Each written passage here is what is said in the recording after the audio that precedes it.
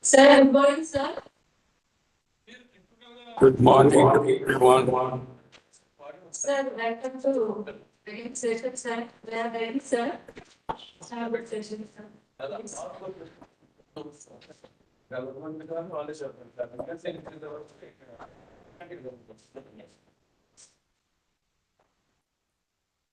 So we are ready, sir.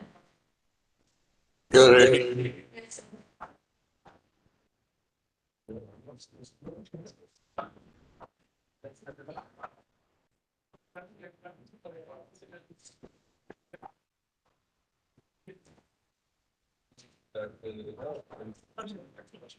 Can you see my screen? Yes, sir. Yes, sir. Yeah, okay. So let me start. It's still half a minute, but I'll start. Last time I was asked a question, determine the reducibility or not of xp minus a over zq. Somebody asked me this question. So this is what I figured out. You know, I don't know the complete answer. If p does not divide q minus 1, then xn minus a is always reducible. If p does not divide q minus 1, then xn minus a is always reducible. Because if you look at the map from zq cross to zq cross, x going to x to the power of p, remember that zq cross is a group of order q minus 1. Now this raising to the pth power is a homomorphism, multiplicative homomorphism, and its kernel consists of elements of order p. And since zq cross has order q minus 1 and p does not divide q minus 1, zq cross has no elements of order p, and therefore the kernel of the map is 1. And that is, the homomorphism is injective, and therefore it has to be surjective. Therefore, every non-zero element of zq is a pth power. So A will be equal to b to the power of p for some b in zq. So xp minus a will be xp minus b to the p, and x minus b is a factor. So it will be reducible. If If P divides Q minus 1, then the answer depends on A.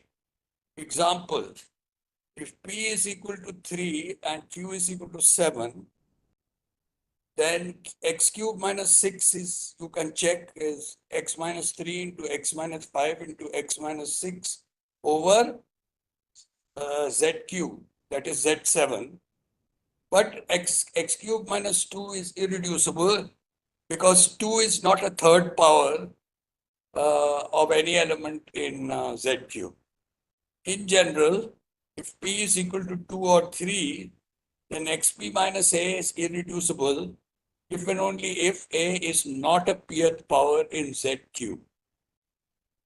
So this is the answer I have. In general, for general P dividing Q minus 1, I don't know. Okay, so this is what I could figure out in a short time. Okay, so let's get back to the topic. We were doing properties of Legendre symbol. I will just recall a few things. Recall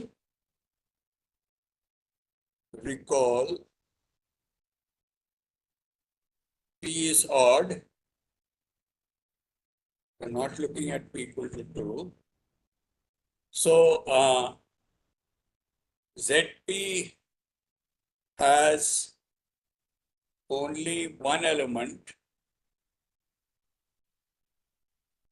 of order 2, namely minus 1. That is P minus 1. ZP has only one element of order 2. Why is that? Because elements of order 2 satisfy the polynomial equation x squared minus 1, and x squared minus 1 has only two roots, 1 and minus 1. So the only element of order 2 can be minus 1. Right. Also recall, this is 1, this is 2, this is 3. Recall that we proved that ZP cross dot P is cyclic.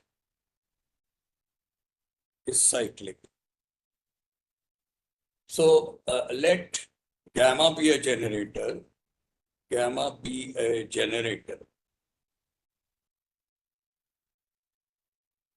Then order of gamma is P minus 1 because the ZP cross has order P minus 1.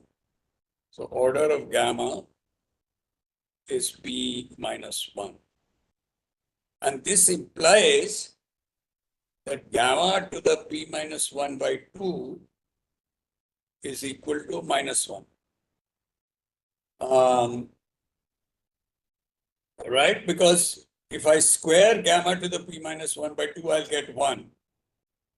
And because the order of gamma is P minus 1, gamma P minus 1 by 2 cannot be 1. Because P minus 1 is the smallest power of gamma, which will give you 1.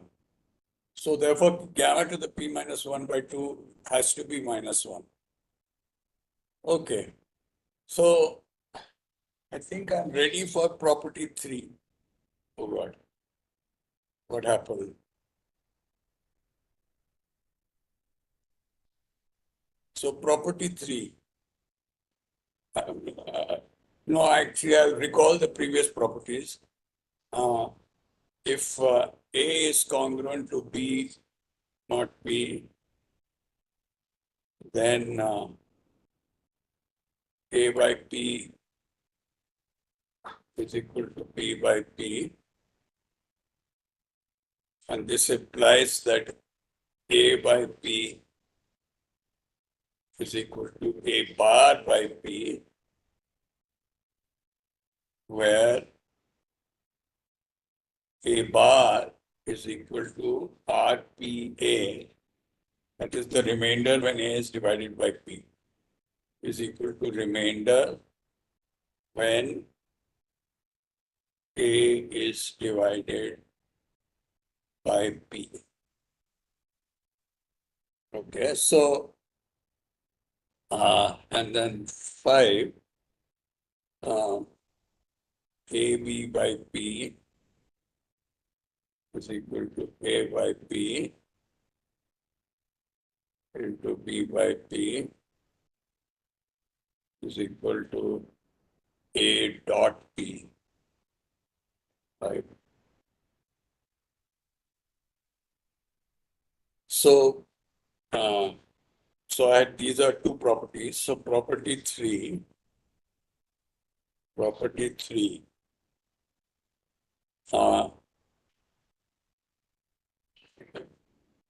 if P does not divide A, so A bar is not zero, then A bar to the P minus 1 by 2 is equal to A by P. This is the third problem. So notice one thing, that A bar to the P minus 1 by 2, if I square that, I will get A bar to the P minus 1, which is 1, because A bar is an element in a group of order P minus 1. If I raise any element to the power of the order of the group, I will get 1. So A bar to the P minus 1 by 2 square is 1. So A bar to the P minus 1 by 2 has to be 1 or minus 1. And the value is actually nothing but A by P. In other words, what I'm saying is that if A by P is 1, then A bar to the P minus 1 by 2 is 1. And if A by P is minus 1, then A bar to the P minus 1 by 2 is minus 1. So I'll write that down, i.e., if A by P is 1, then A bar to the P minus 1 by 2 is 1. And if A by P is minus 1, then A bar to the P minus 1 by 2 is minus 1. That's the same thing. So, because the Legendre symbol, when P doesn't divide A, takes only two values, 1 or minus 1. Okay, so A by P is 1 implies that A bar is a square. A is a square mod P, which is the same thing as saying that A bar is a square in ZP cross.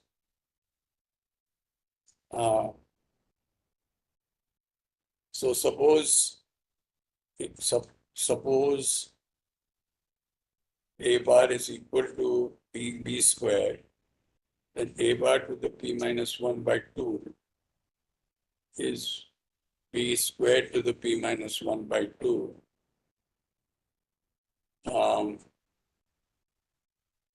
Which is equal to B to the P minus 1, which is 1.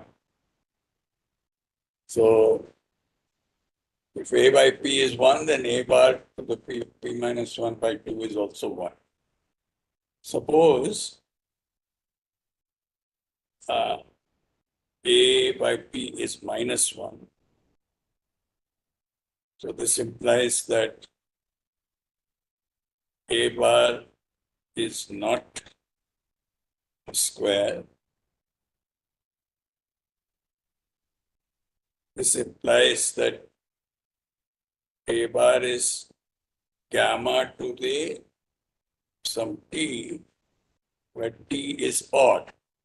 T is odd. Remember, gamma is a generator, it's a cyclic group. So it has to be a power of gamma. And A bar is not a square, means T has to be odd. Because if T was even, then of course A bar would become a square. So suppose T is equal to 2L plus 1. T is odd.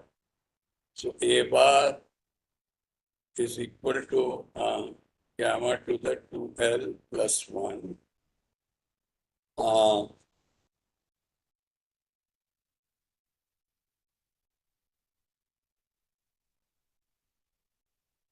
Right, so therefore, a bar to the power of p minus 1 by 2 is equal to gamma to the 2l plus 1 into p minus 1 by 2, which is equal to gamma to the L into p minus 1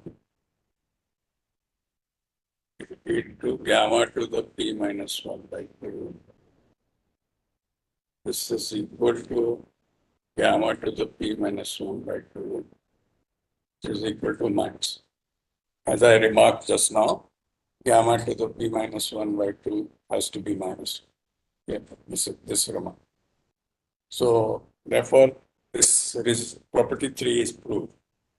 So corollary to this property, corollary is that minus 1 by p is equal to minus 1 to the power of p minus 1 by 2. Right? I've just put a equal to minus 1. Put a equal to. So that gives you the value of, it tells you when minus 1 is a square mod p and when it is not. Now I want to compute. So this is my property 3, property 4. I want to compute 2 by p. I want to show property 4. I want to 2 by p is equal to minus 1 to the power of p squared minus 1 by 8. Okay, so first let me make a remark. Since p is odd,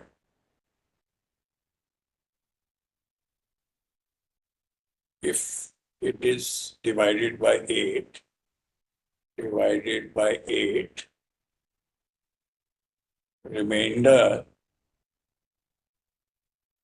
will be 1, 3, 5, or 7, or plus or minus 1, because 7 is minus 1, and plus or minus 3, because 5 is minus 3. If it is divided by 8. So its remainder will be plus or minus 1 or plus or minus 3. If p is congruent to plus or minus 1 mod 8, i.e. p is equal to plus or minus 1 plus some 8l, then p squared is equal to 1 plus 64l squared plus or minus 16l. So p squared minus 1 by 8 is equal to plus or minus 2l plus 8l squared, which is even. Therefore,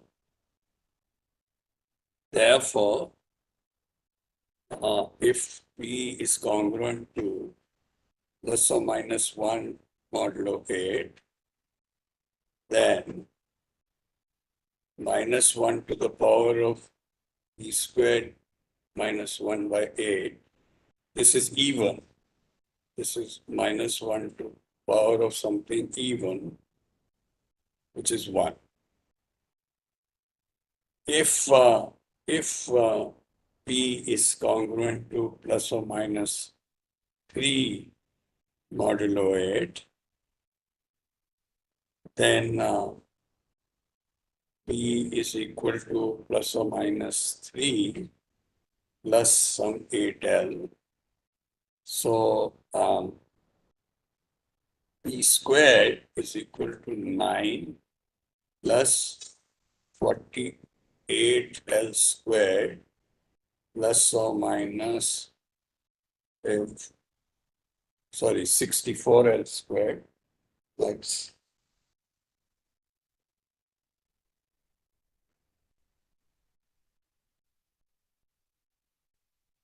sorry, this should be 64 L squared.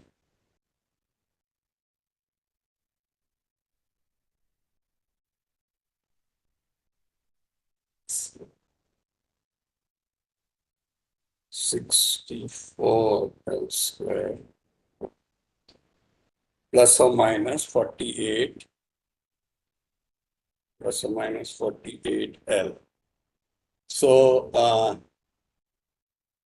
therefore, P squared minus 1 by 8 is equal to 1 plus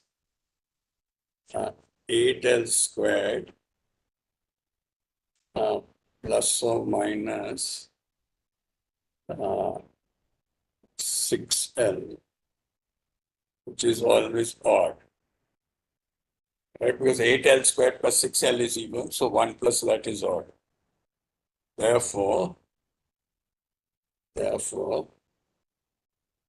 if P is congruent to plus or minus 3 modulo 8 minus 1 to the power of P squared minus 1 by 8 is equal to minus 1 to the power of something odd, which is equal to minus. So please remember that.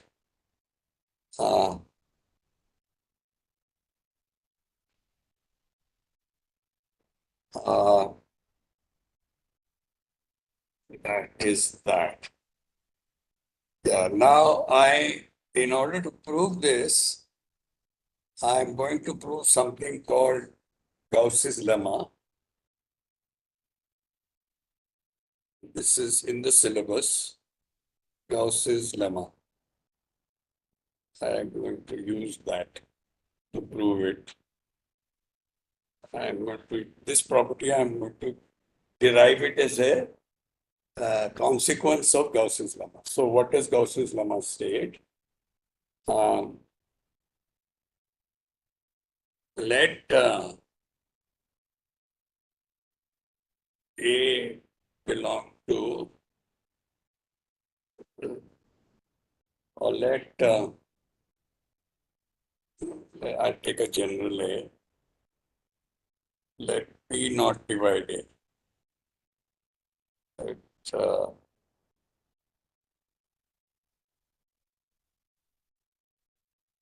Let P not divide A.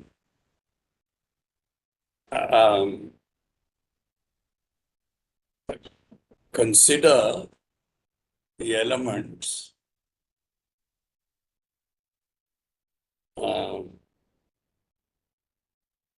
A bar,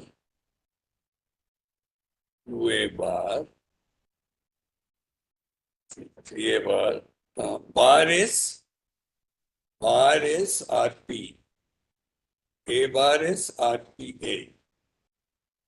Remainder when, right? So 3A bar, 2P minus 1 by 2 A bar. Look at these P minus 1 by 2 elements. They all belong to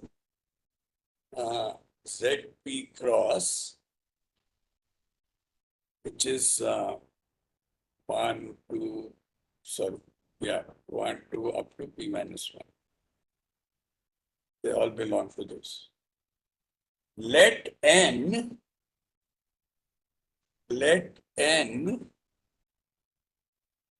be the number of IA bar in the above, which are greater than P by 2, which are greater than P by 2. Let n be the number of IA bar in the above, which are greater than P by 2. Then A by P is equal to minus 1 to the power of n. So this is Gauss's lemma. Take any A not divided by P and look at A bar, 2A bar, 3A bar, so on, up to P minus 1 by 2A bar. Remember, bar is a homomorphism.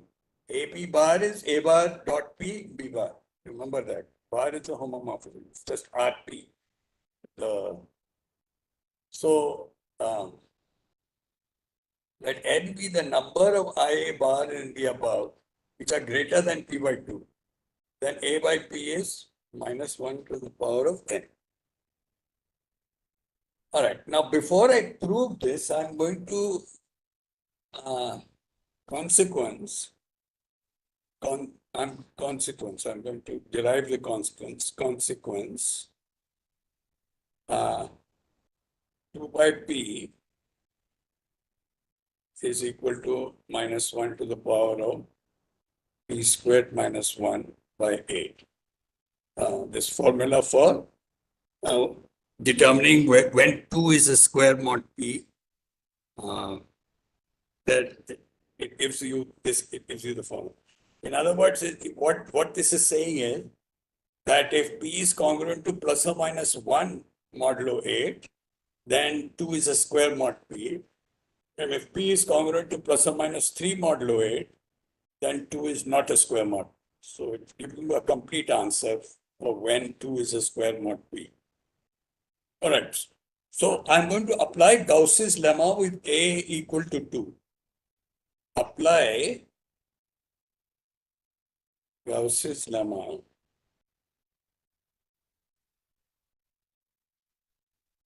with A equal to 2. So I have to look at the sequence 2, 4, 6 up to P minus 1. Right? That A bar, 2A bar, 3A bar, P minus 1 by 2A bar, when A is equal to 2 becomes that sequence. All right. Now, there are 4 cases. Case 1. P is congruent to 1 mod 8. P is equal to 1 plus 8n. P is congruent to 1 mod 8. Then, what is P by 2? P by 2 is half plus 4n. Okay, so what you see that sequence A bar, 2A bar, 3A bar, P minus 1 by 2A bar, that sequence are all the even numbers up to P minus 1, up to and including P minus 1. Now P by 2 is half plus 4L. So what and P minus 1 is 8L. So it will mean all the even numbers. See, 4n is less than P by 2. So the first even number greater than P by 2 is 4n plus 2. So,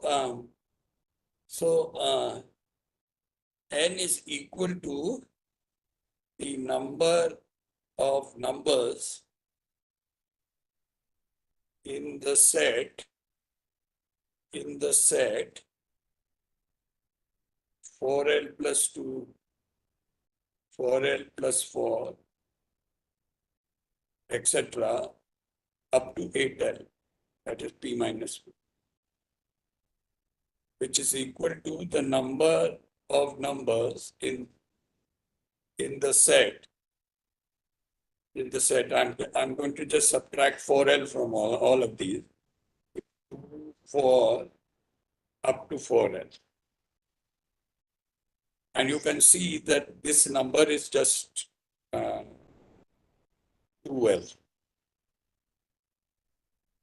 There are 2L numbers in that sequence. So, i.e. n is even. N is even. So, uh,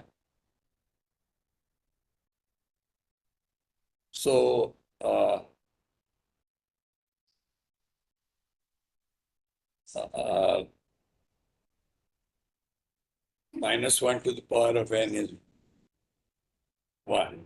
But by the previous property, I know that 2 to the p minus 1 by 2 is by the previous property, I know that 2 to the p minus 1 by 2 just one. So minus 1 is L,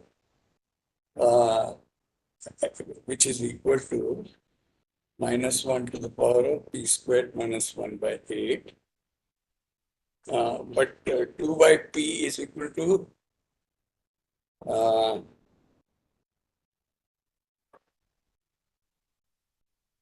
I want to show that this is equal to 2 by p.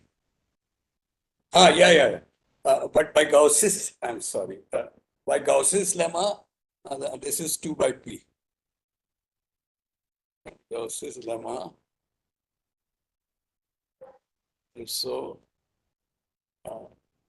by Gauss's lemma, 2 by p is equal to minus 1 to the n. By Gauss's lemma,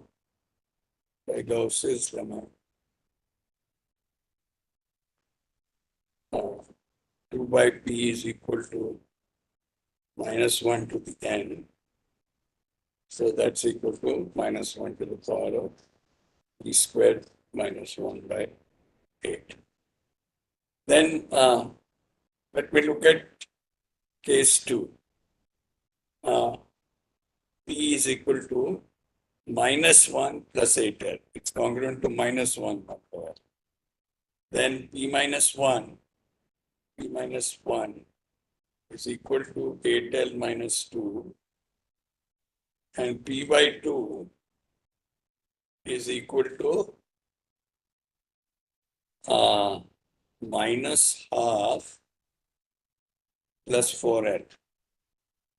So the even numbers greater than P. So even numbers greater than P by 2 are 4L plus 2 and so on up to 8L minus 2.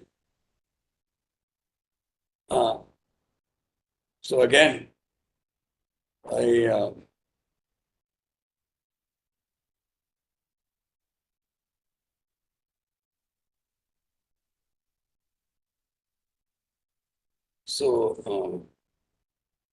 that's equal to the number of numbers in, I subtract 4L from all of them.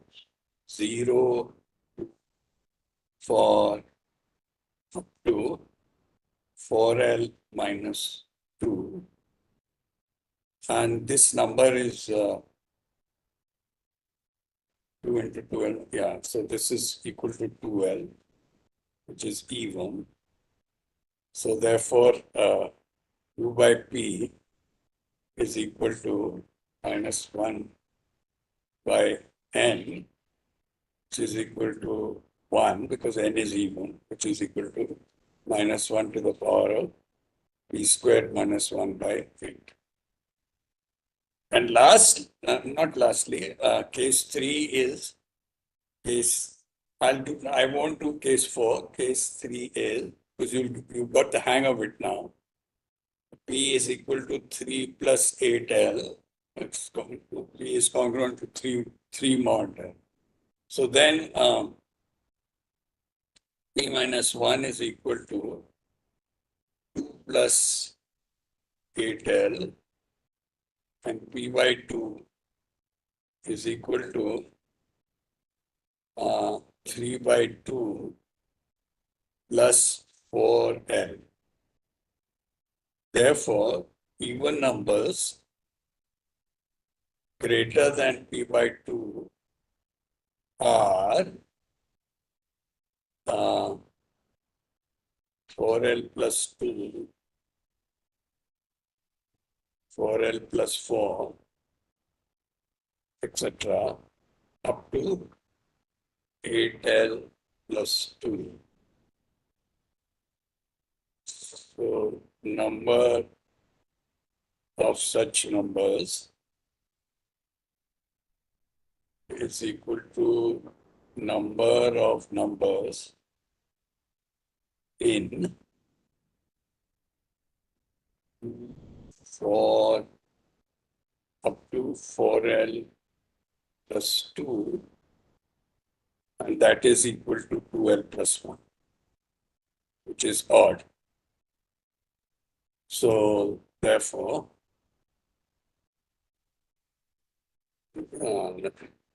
therefore, n is odd, and by Gauss's lemma, by Gauss's lemma, 2 by p is equal to minus 1 to the power of n, which is equal to minus 1, which is equal to minus 1 to the power of p squared minus 1 by. Well, case 4 is p is minus 3 plus 8L, and I'll leave that as an exercise. You can do it in exactly the same way. N is odd. So that will prove the property that therefore 2 by p is always equal to minus 1 to the power of p squared minus 1 by 8. So now proof of Gauss's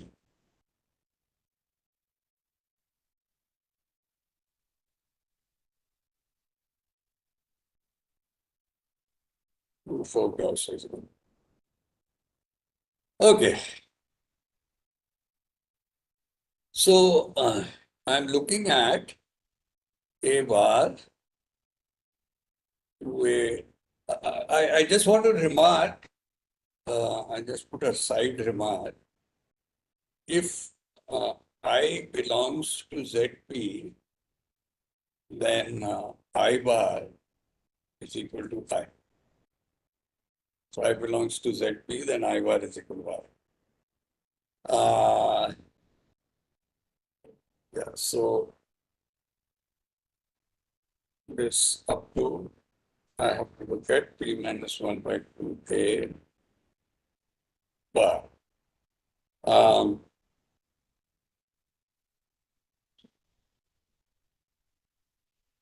So I look at the product. This is A bar, 2 dot P A bar, and so on, up to P minus 1 by 2 dot P A bar. So I look at the product. Look at the product of these. Look at the product. At the product. I'll get, well, A bar will be there, P minus 1 by 2 times. So I get A bar to the power of P minus 1 by 2 into 1, 2, P minus 1 by 2. So this product here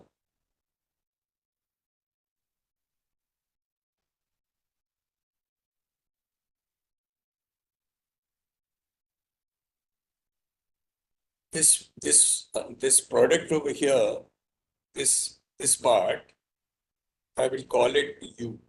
I will just call it U.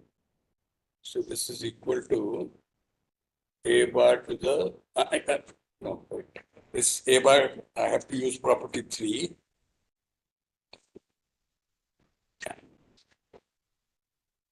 Um,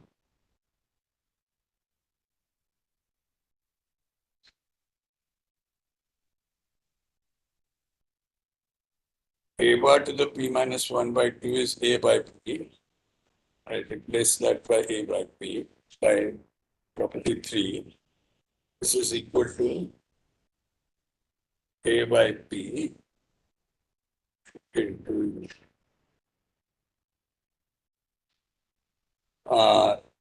okay.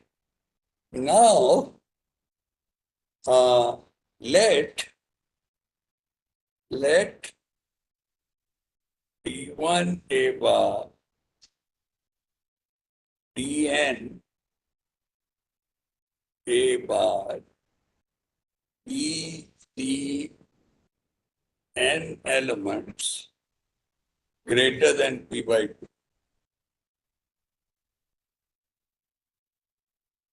And C1 A bar up to CL A bar be the remaining elements which are less than P by 2. Incidentally, I forgot to mention one thing. Incidentally, these elements are all distinct. Uh, I, these are all distinct because if IA bar is equal to JA bar, this implies I dot A bar is equal to J dot A bar, and this implies that I is equal to J multiplied by A bar inverse. Remember, P doesn't divide A, so A bar has an inverse. So I is equal to J. So therefore, these are all distinct. So there are P minus 1 by 2 such elements. There are P minus 1 by 2 such elements. So therefore, N plus L is P minus 1 by 2. Right? Because the total number of elements is P minus 1 by 2. N of them are greater than P by 2. The remaining L are less than P by 2. And the total number of elements is P minus 1 by 2. So N plus L is L. Now look at P minus P1 A bar, P minus P2 A bar,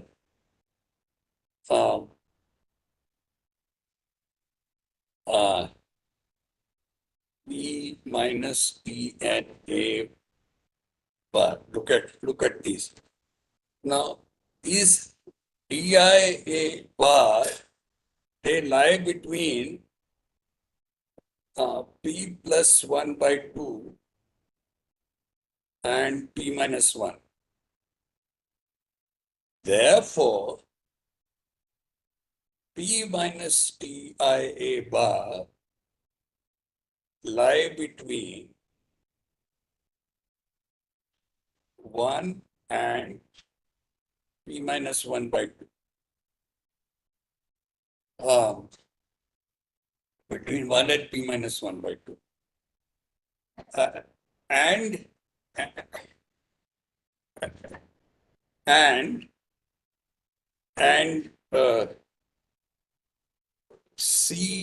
CJA bar also lie between 1 and P minus 1 by 2. I claim that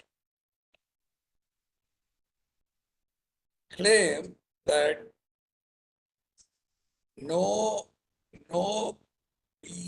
minus TIA bar can be equal to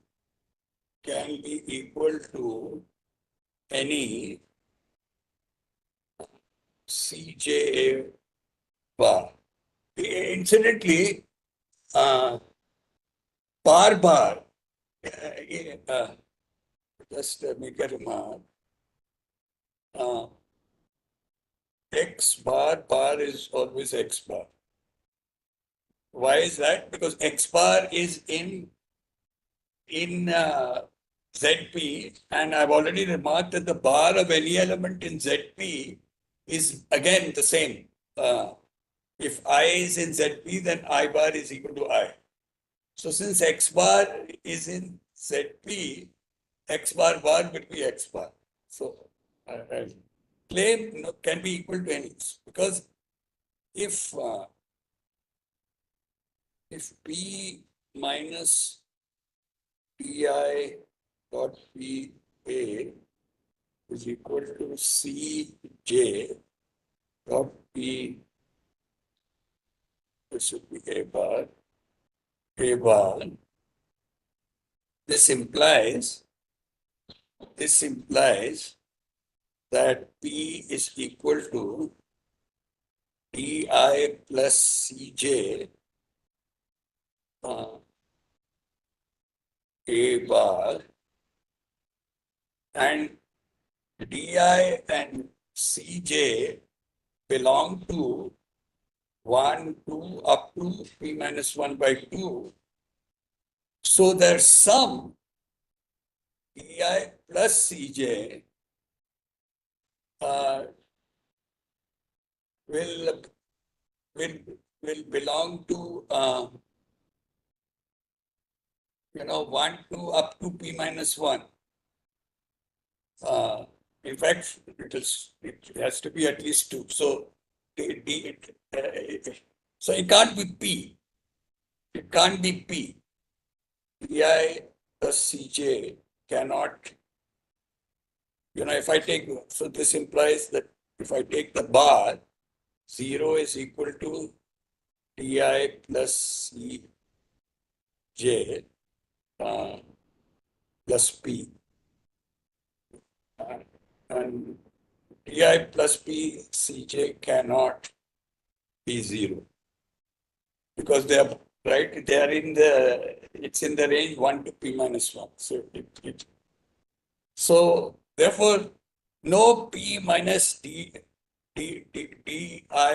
bar can be equal to any Cja. So therefore,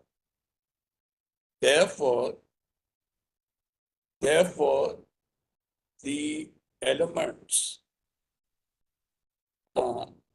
P minus T1A bar up to P minus Tn A bar, and then C1A bar up to CL A bar are all distinct.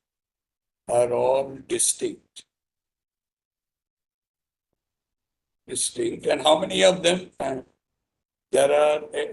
There are n plus L such elements, and n plus L is equal to P minus 1 by 2. Therefore, wait.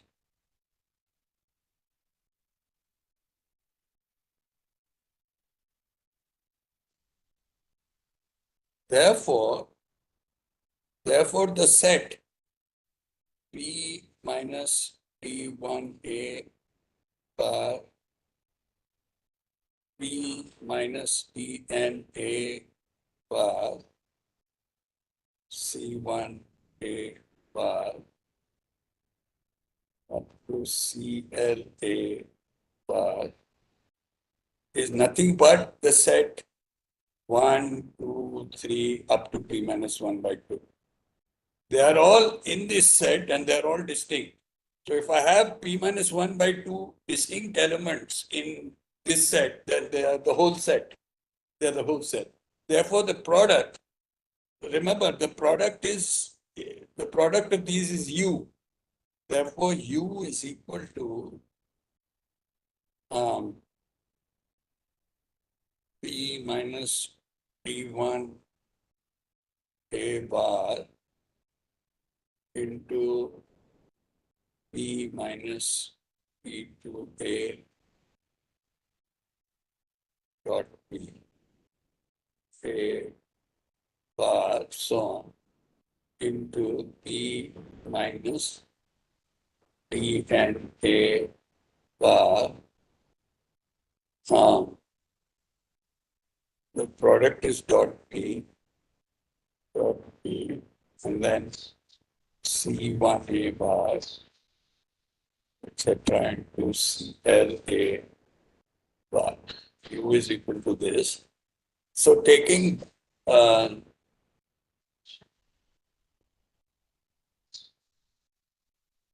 what did I define U to be? Did I put a bar there?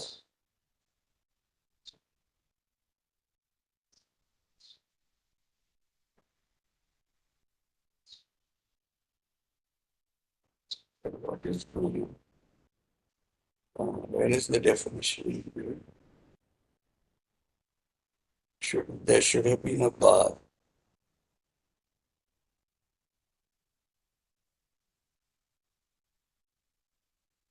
Yeah, okay, so dot P, so it's already in ZP.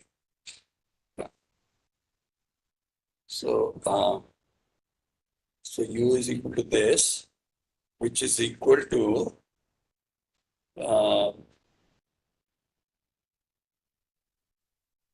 just I'm just barring it. So this is equal to -1. There are n negatives here.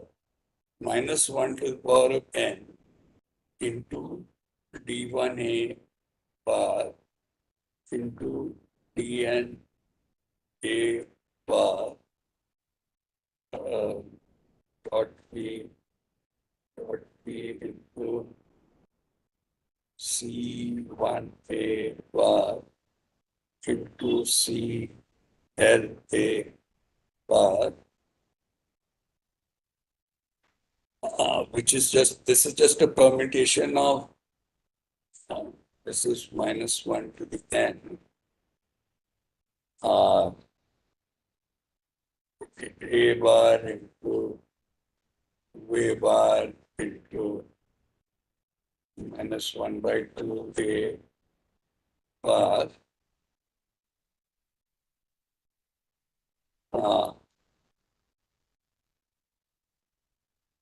which we found was, what was it? There is, I had computed this product. It is nothing but A by P into U. A by P into U. A by P into U. This is equal to -1 to the n into A by P into U. So the U's will cancel, and therefore A by P is equal to, remember they only take plus or minus 1 as value. And therefore A by P into -1/n is equal to 1, which means that both of them have the same sign. So they are equal. So that proves Gauss's lemma. Now, this is, so I have given you one proof of the formula that 2 by P is equal to -1 to the power of P squared minus 1/8. But I'm going to give you another proof of this, but I'm going to use a theorem which I'm not going to prove. I'm going to use a theorem from field theory which I'm not going to prove, but it's a much easier proof. And it's something that is very useful to prove the law of Gauss's law of quadratic reciprocity. So let me state that Gauss's law of quadratic reciprocity.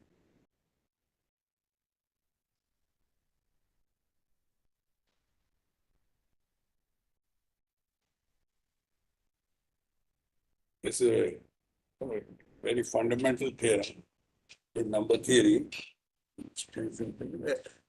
Yeah, I have 40 minutes. So,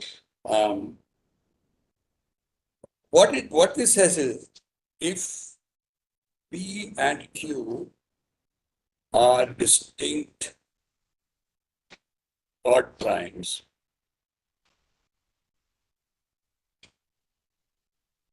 then P by Q into Q by P is equal to -1 to the power of P minus 1 by 2 into Q minus 1 by 2. This is what the law of quadratic reciprocity states. Now, before I discuss this, let me show another way of saying the same thing is that i.e. P by Q is equal to Q by P. Just multiply across by Q by P. And remember that the square of Q by P will be 1 because Q by P is plus or minus 1. So this is minus 1 to the power of P minus 1 by 2 into Q minus 1. Okay, so they are the same thing, I mean, equivalent statements. So, you see, we know that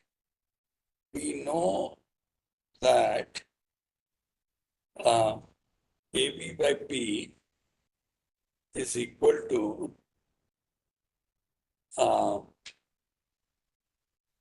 A by P into P by P. So, if n is any non-zero integer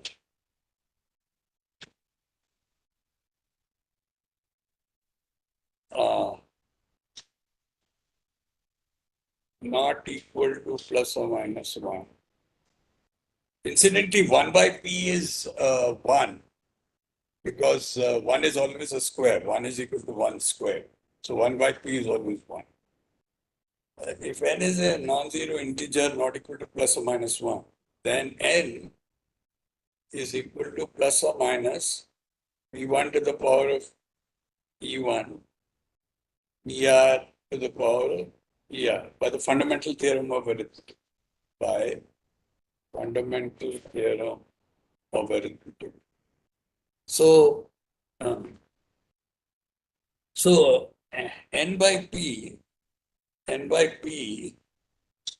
will be plus or minus 1 by P into P1 by P to the power of E1, so on. PR by P to the power of PR. Therefore,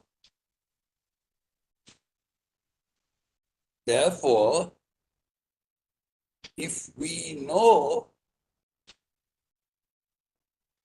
Q by P for all primes Q, for all primes Q, we can calculate n by P for any n.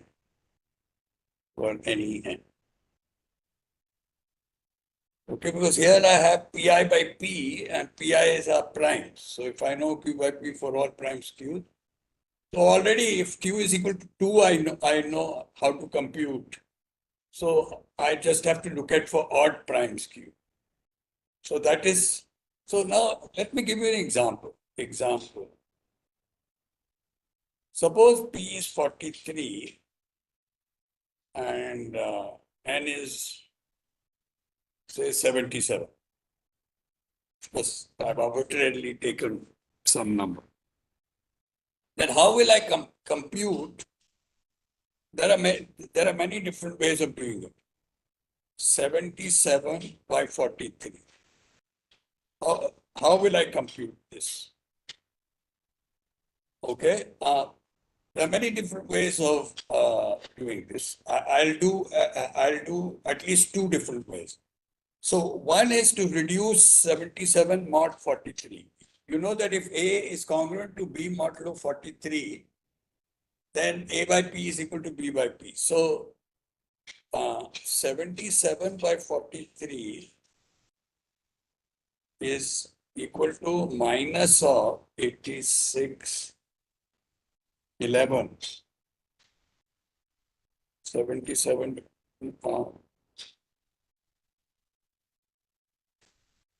77 minus 86 is 11.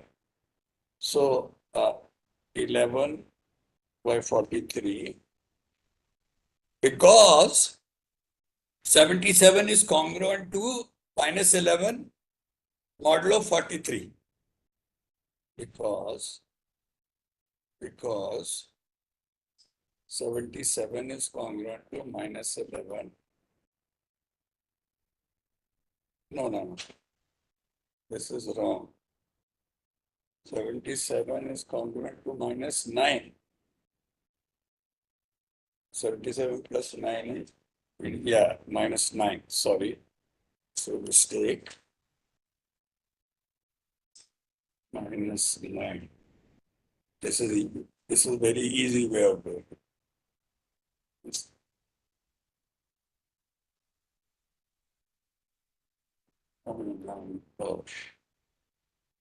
Minus 9. 77 plus 9 is 86, yeah. It's minus 9. Modulo 40. Okay, so this is equal to minus 1 by 43 by 3 by 43 square. Now this has to be 1, because 3 by 43 will be plus or minus 1. So the square has to be 1. So this is just minus of 43 minus 1 by 2. That is minus 1. So 77 is not a square modulo 43. Another way of doing it is the following. 77 by 43, I'm going to use product, is equal to 7 by 43 into 11 by 43. Now I'll use the law of quadratic reciprocity. This is 43 by 7 into minus 1 to the power of 7 minus 1 by 2 into 43 minus 1 by 2. And then 43 by 11 into minus 1 to the power of 43 by 1 by 2 into 11 minus 1 by 2. Now you can check that this is odd. I mean, this is odd. The power is odd. So this is minus 1. This is minus 1. And this part also, this is, the power is odd. So this is minus 1. So minus 1 and minus 1 will become plus 1. So this is, and then 43 is 1 mod 7. So this is 1 by 7 into 43 is minus 1 modulo 11. So minus 1 by 11. So that's equal to minus 1 to the power of 11 minus 1 by 2. That is minus. So here I've used the law of quadratic reciprocity. So you can check that by the law of quadratic, though the law of quadratic reciprocity doesn't give a formula for Q by P, we can use it to compute N by P for any N. We can use it to compute N by P for any N. Okay. So now my alternative proof,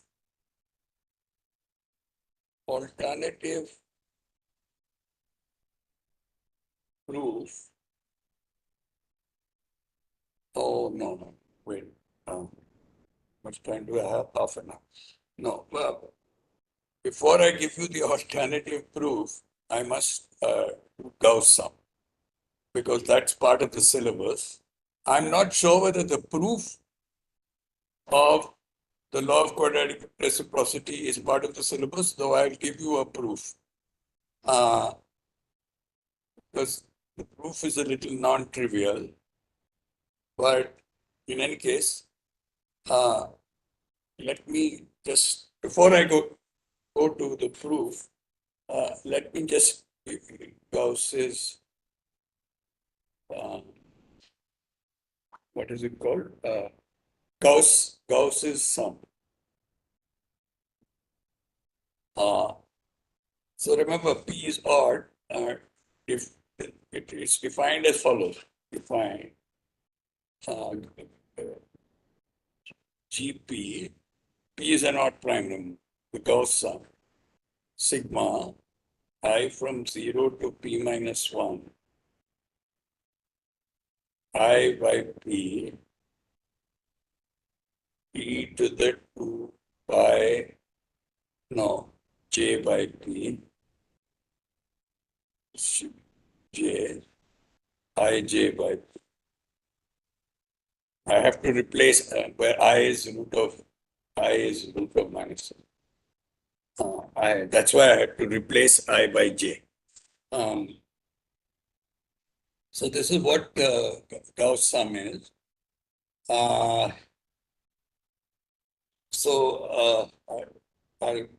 compute its square. GP squared is equal to sum J from 0 to P minus 1, J by P, e to the 2 pi I J by P into K from 0 to P minus 1, K by P, e to the 2 pi I K by P. Incidentally, this is a complex number. This e to the 2 pi I J by P, they are pth roots of unity, and the I by P's are just plus or minus 1 or 0. So this will just be a combination of pth powers of unity with signs, plus or minus, depending on whether J is a square mod P or not. So GP squared is equal to this, which is equal to sigma J from 0 to P minus 1, sigma K from 0 to P minus 1, JK by P into e to the 2 pi I J plus K by P. Okay? Now, these are pth roots of unity. So I know that J plus K is congruent to J plus PK mod P. So e to the power of 2 pi I J plus K by P is equal to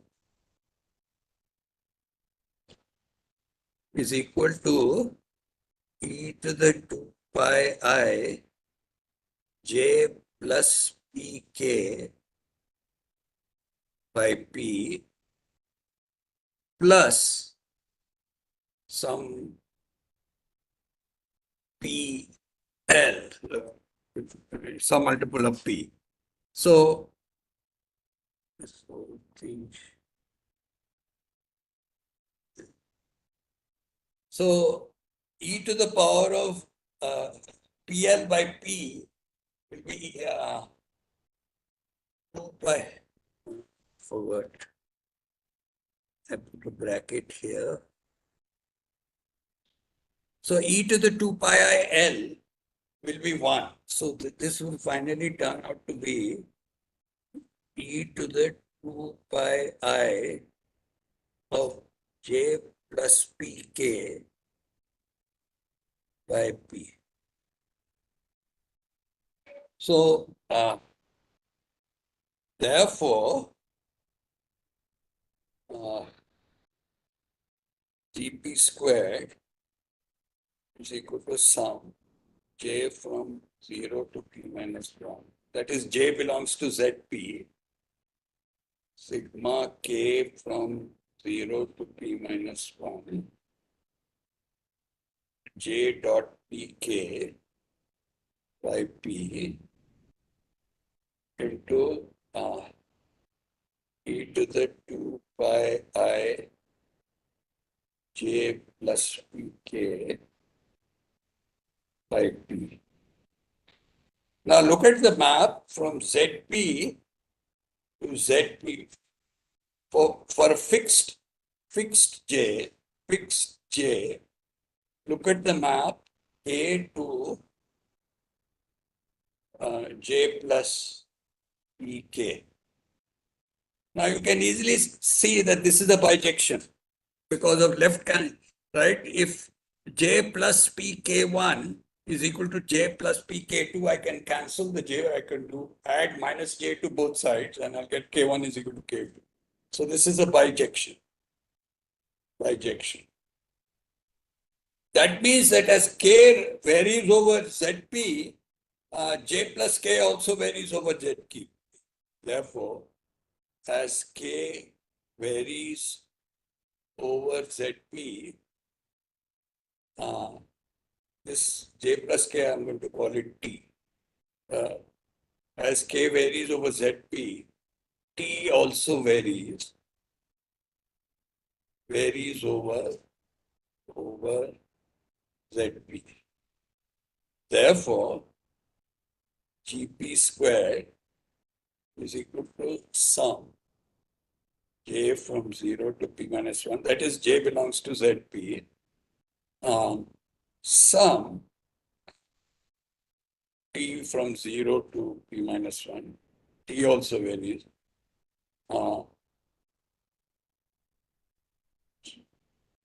J dot p. What is k? K is t minus j. T minus j by p and t to the 2 pi I t by p. So I've replaced j plus k by t. I've replaced the variable k by t. So now this is equal to, now if j is equal to 0, the Legendre symbol in the bracket is 0, so it doesn't give you anything. So this is equal to sigma j from 1 to p minus 1. Sigma k from 0 to p minus 1. J dot p of t minus pj by p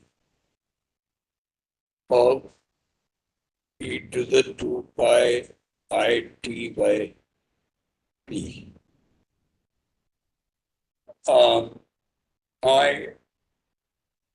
Now I interchange the order. This is equal to sigma k from 0 to p minus 1. Now put brackets here. Sigma j from 1 to P minus 1. J dot P of T minus J by P. Put this in bracket e to the 2 pi I T by P. Now, this J, I'm going to take it outside the brackets.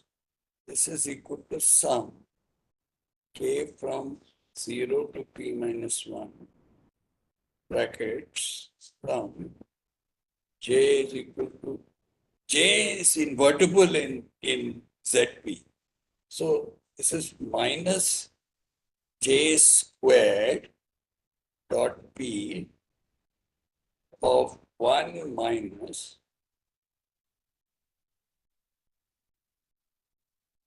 J inverse dot P of T.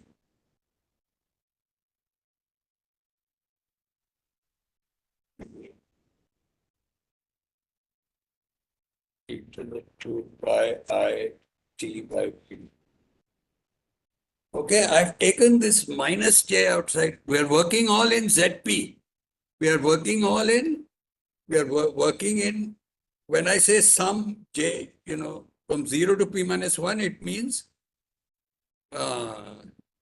sum from 0 to P minus 1 means sum P belongs, J equal to 0 to, means J belongs to ZP. So ZP is just 0 to P minus 1. So we are working here in ZP. So this minus 1 by P I can take out. This is minus 1 by P. And then this J squared by P, that is J by P the whole squared, that is 1. J by P the whole squared is 1. Plus or minus 1 squared is 1. So this will be sum A from 0 to P minus 1, sum J from 1 to P minus 1, 1 minus J inverse T by P e to the 2 pi I T by P. Okay. So this inner thing, this is what I want. Now, oh, wait a minute. This K should be J. This K should be T. I'm sorry. This here I've replaced K by T. Mistake. T from 0 to P. This K, all the K's here should be T. I've replaced K by T.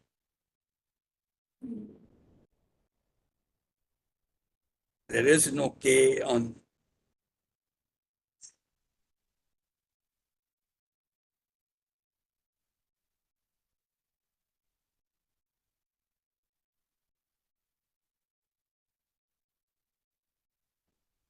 Yeah, so T. It should be T. Right.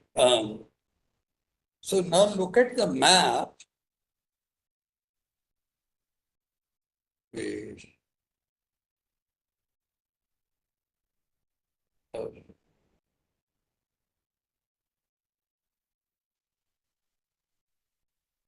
Look at the map. Here I'm taking J from 1 to P minus 1. So look at the map from the ZP cross, that is 1 to P minus 1, to ZP. Look at this map.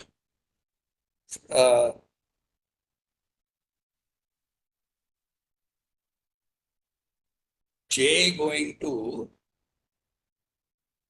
1 minus j inverse dot pt. Okay, for each fixed t, look at this map. J going to, no, first of all, I have to take t equal to 0.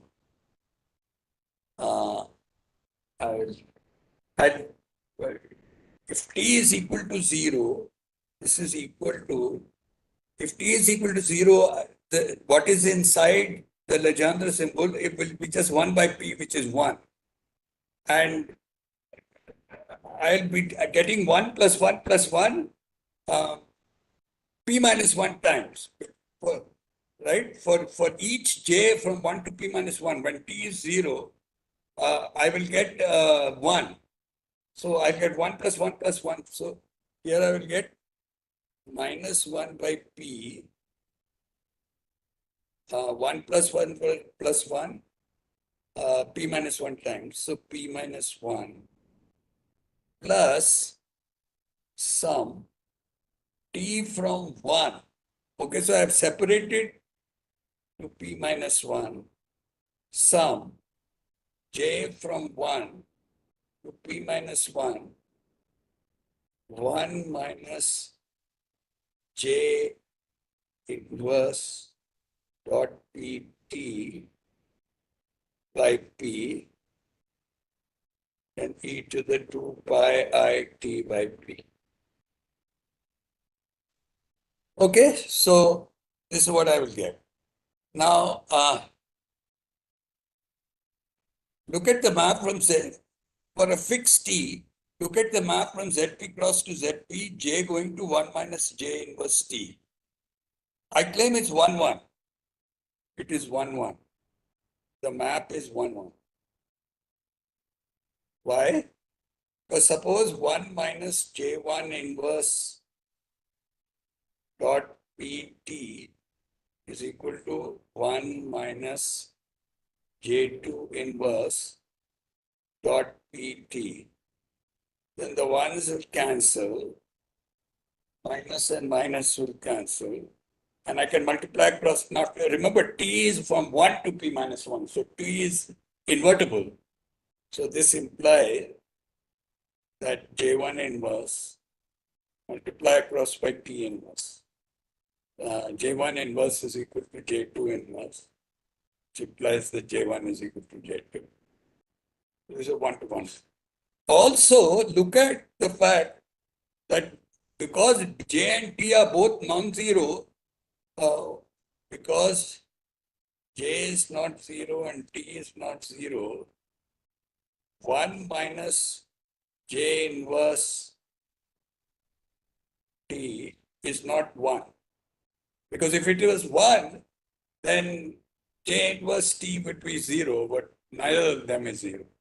Therefore, the map is a bijection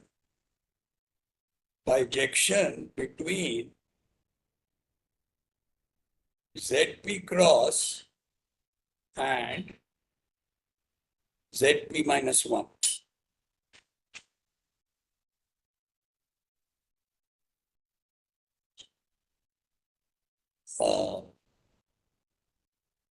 And is divided. So as j varies from 1 to p minus 1, 1 minus j inverse t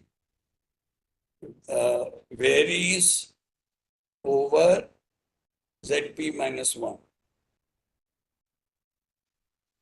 Therefore, the fixed t sum j from 0 to p minus 1, 1 minus j inverse dot p P by P is equal to sum U belonging to ZP minus 1 U by P.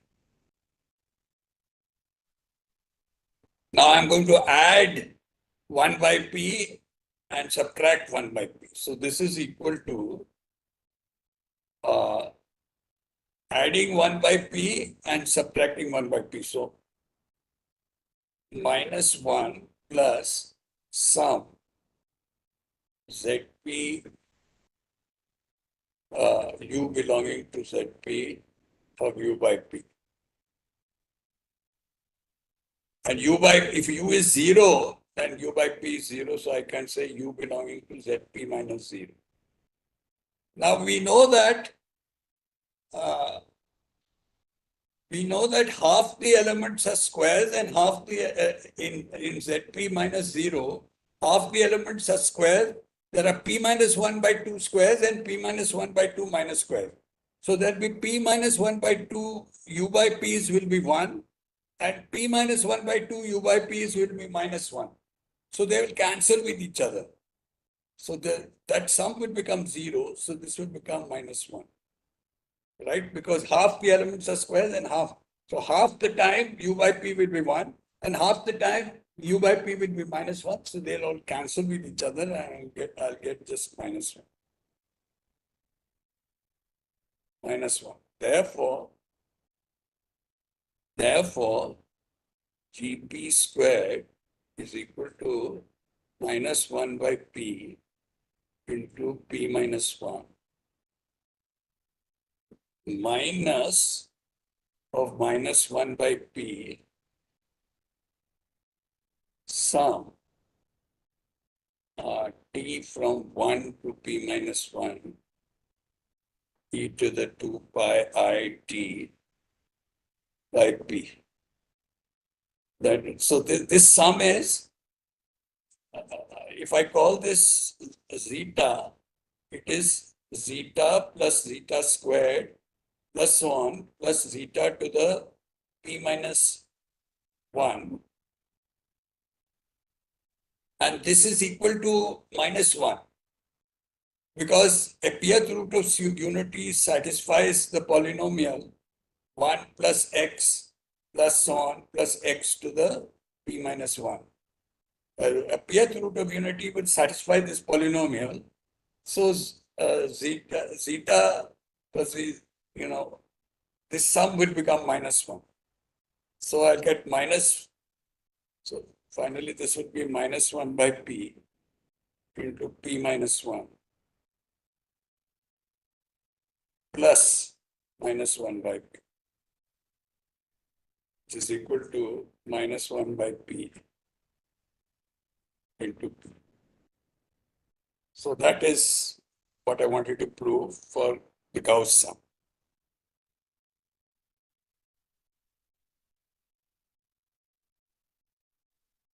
Therefore, if GP is the Gauss sum, I have GP squared is equal to minus 1 by P to the P.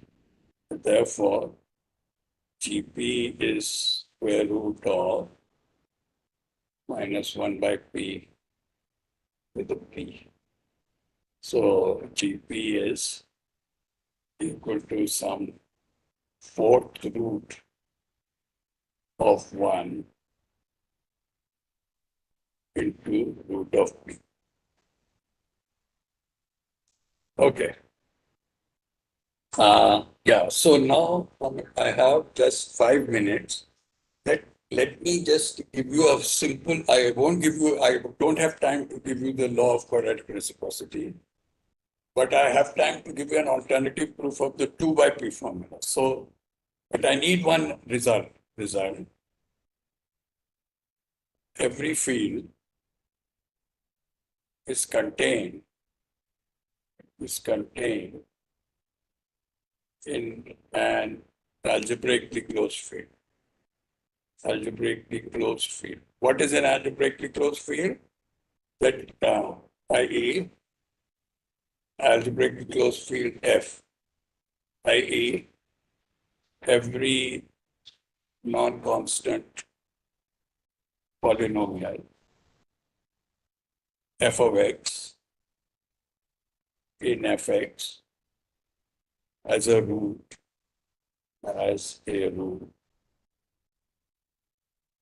in f, i.e. the irreducible polynomials in f of x are of degree 1. So, therefore, ZP is contained in an algebraically closed field, say ZP bar. So now, look at the polynomial x4 plus 1 belonging to ZPX,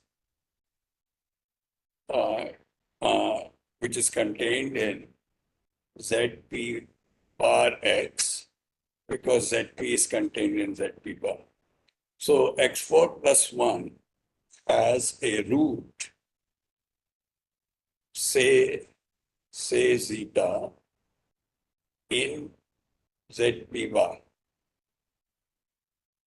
This zeta is an 8th root of 1, because zeta to the 8 minus 1 is equal to zeta to the 4 minus 1 into zeta to the 4 plus 1, and this is 0. Zeta to the 4 plus 1, because zeta is a root of x4 plus 1. So zeta is an 8th root of unity. So let y be equal to zeta plus zeta inverse. Then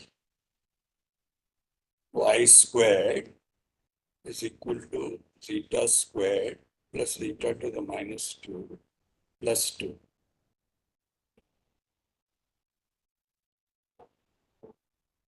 So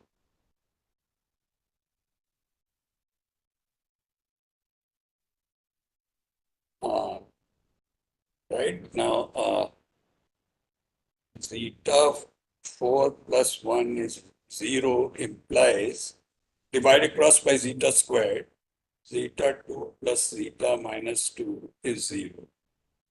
Therefore, y squared is 2.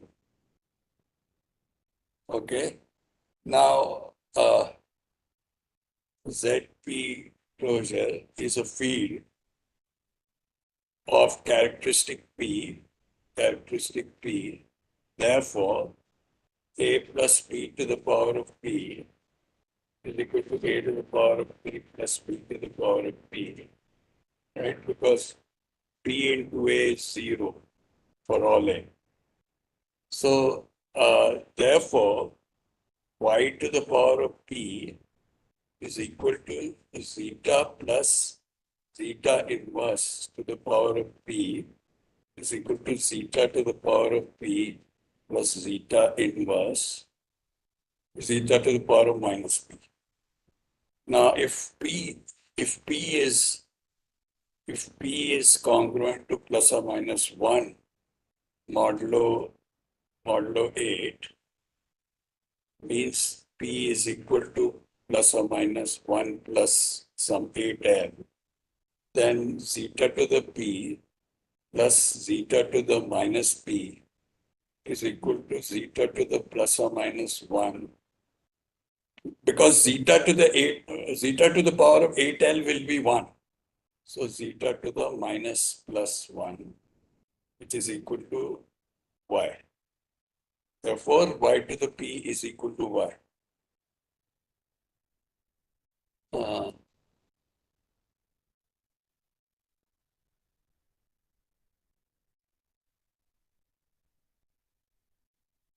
Therefore, therefore, y to the p is equal to y.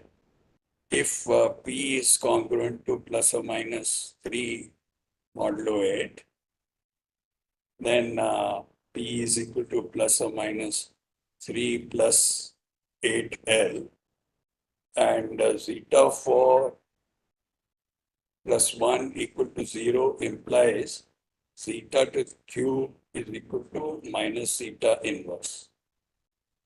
Therefore, y to the p, which is equal to zeta to the p plus zeta to the minus p, you can show is nothing but minus zeta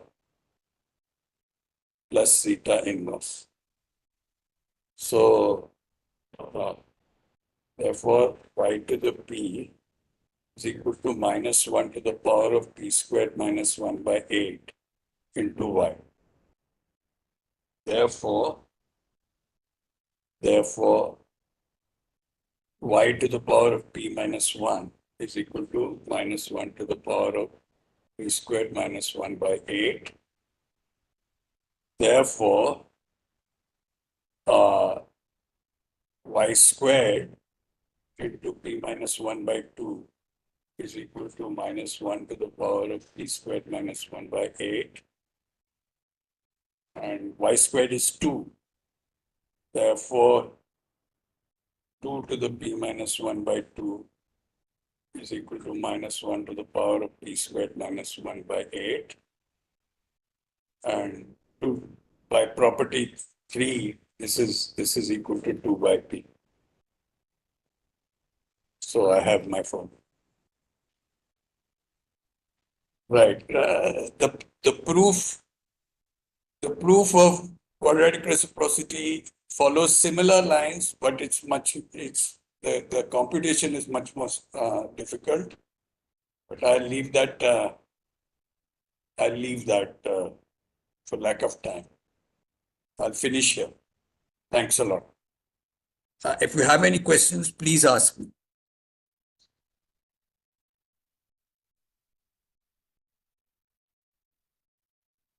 I hope that this beginning part, that question that you asked me in the last class, xp minus a over zq, I've given a partial answer right at the beginning here.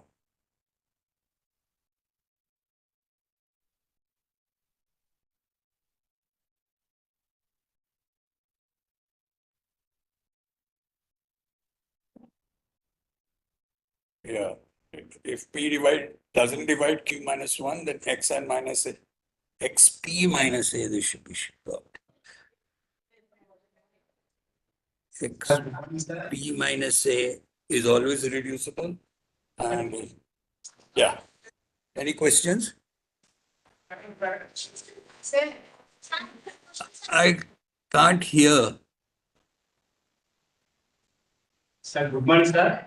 Good morning. Yeah. So, yeah. Any question? Yes, sir.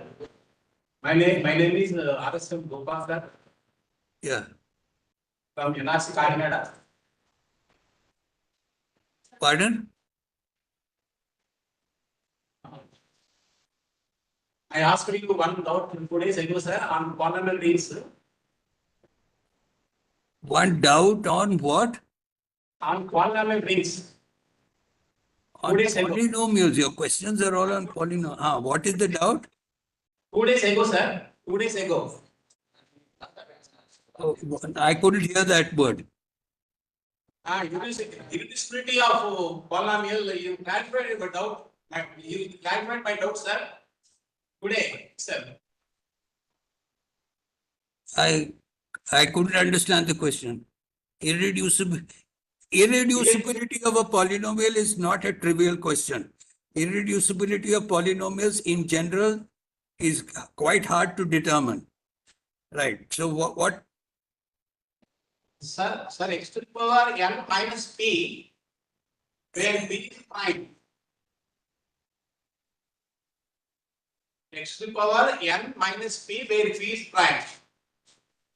Oh, Is irreducible or not over Q, natural numbers. Over Q, this is a non-trivial question. It is, I think, Lang has some 2-3 pages on this. Xn minus P, Xn minus P is a prime. It's a non-trivial question, and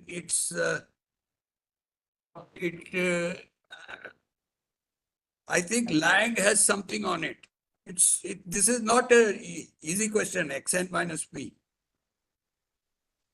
Irreducibility. In general, finding irreducibility of polynomial is not easy. So Xn minus P, the only thing I can tell you is have a look at Lang. I think Lang has something on it, but I don't think he has a completely general answer. I don't think a general answer exists. So Xn minus P. I've seen that in Lang. Lang's book on algebra. Sir, in number theory, I have one question, sir. Number theory, yeah. Yes, sir. What Fermat's last theorem, sir? Could you explain? Fermat's last theorem. I can't hear you, and somebody is coming in between you and somebody's face is there. I can't even see you now. Who? Fermat's last theorem. Fermat's last theorem. No, I can't hear. Can you? Can you? Hey, ask this person to do. Can you repeat yourself? I can't hear. Fermat last theorem, sir. Could you explain? Fermat last theorem.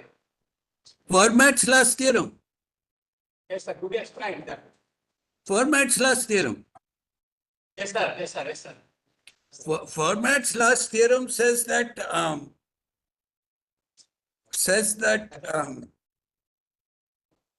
I'll just write it down. Fermat's last theorem.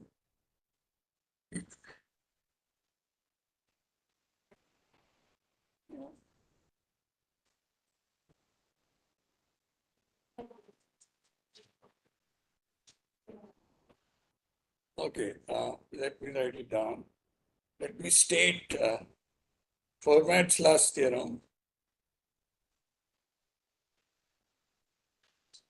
Last theorem.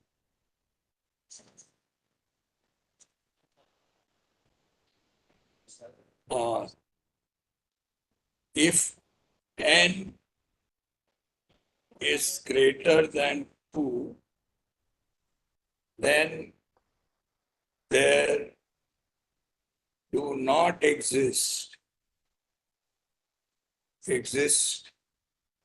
non-zero integers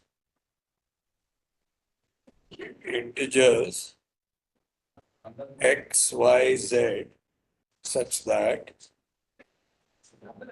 xn plus yn is equal to zn. In other words, if for n larger than 2, the sum of two pure nth powers cannot be an nth power. For n larger than 2, the sum of two nth powers cannot be an nth power. That's what it says. Is it clear? Okay, sir. Okay, sir. This is what Fermat's last theorem is. That the sum for n larger than, right, for n equal to 2, we know there are lots of, we have 3 squared plus 4 squared is 5 squared, and 5 squared plus 12 squared. Lots of triples, x, y, z. The sum of whose square is equal to a square. But for n larger than 2, no such triple exists. That's what Fermat's last theorem says. Okay? Okay. The sum of two nth powers cannot be an nth power for n larger than 2. It's not possible. That is what has been proved in 1996. Yes, sir. Okay. Thank you, sir. I hope it's clear. Yes, The sir. sum of two nth, for n larger than 2, the sum of two nth powers cannot be an nth power. That's what it says. Thank you very much, sir. Yeah, yeah.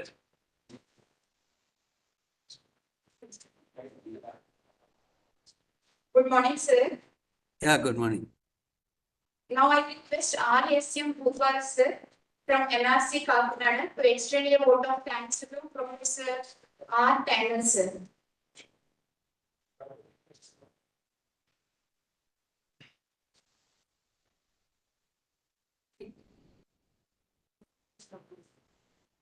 Good morning, sir. Morning. I extend my heartfelt gratitude for your insightful lecture on number theory and polynomial rings. Your expertise and dedication in delivering lecture have enriched our understanding of these complex topics and fascinating topics and inspired us to delve deeper into the realm of mathematics. Your clear explanation, illustrative examples have made learning a truly enjoyable experience for all of us. Sir, your online lecture on polynomial rings and number theory has left a lasting impact on us, sir. We are very grateful, sir, for the opportunity to learn on these topics, these multiple topics from a stalwart like you in a 5-day TOT organized by the CCA. Once again, I thank you very much, sir, for your valuable, invaluable lecture on this topic. Yeah, thanks. I just want to say one thing. I saw your feedback and I was very surprised that nobody said that I was too fast because I think I was too fast. But the thing is that I was given a syllabus. I was told that these are the things, topics to be covered. So the only way I could cover the topics in 4.5 hours was to be fast. It was not possible for me to be slow and cover the topics. However, I am happy that I'm sending you the PDF files of the notes. So even if you got lost on the way, you can always look up the notes. So that will be available to you all the time. So that's all I wanted to say. I wanted to excuse myself for being so fast, but the only way I could, I was asked to do Lagrange's theorem, Gauss's lemma, state law of quadratic reciprocity, etc., properties of Legendre symbol. So the only way I could do it was to be fast. But the notes are available to you. You can look at them up all the time. And I'm sure you'll be given some textbooks, so you can always look that up. But I think my notes are reasonably clear. So that's all I wanted to say. Thanks a lot. Sir, I'm Amrita, sir. Yeah. So we wish to learn a lecture on method spaces in future whenever there is a chance to learn on method spaces, sir. No, I couldn't hear that. We wish to a lecture from you on vector spaces. On vector spaces. On what? Vector spaces, vector spaces. Vector spaces, linear algebra. Yeah, yeah. Yes, sir. Read algebra. Whenever there is a chance, we wish to learn from you, sir. Yeah, in the program over here held in Hyderabad, I gave 4 lectures on vector spaces. But I don't know. I presume that somebody has given it to you, but if not, then you can always If you ask me, I will give lectures on vector spaces also. Thank you, sir. Okay, thanks. Bye-bye. Thank you, sir.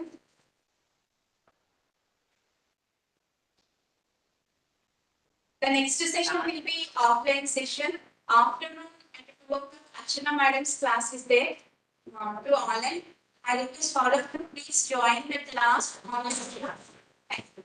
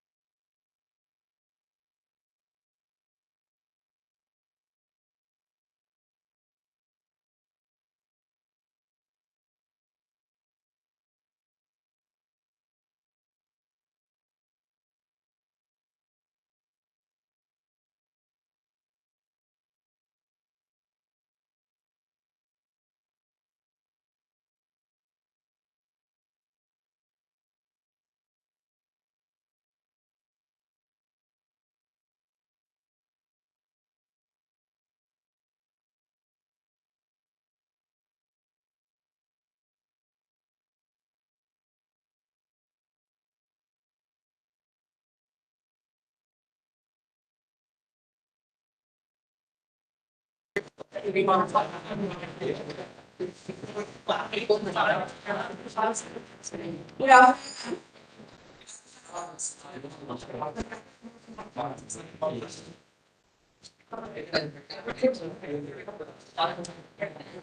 Archana ma'am.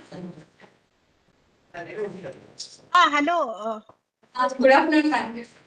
Good afternoon. Good afternoon. Let me Welcome to the give session, ma'am. yeah, just give me 2-3 minutes. I have to connect. Okay, ma'am. Thank you.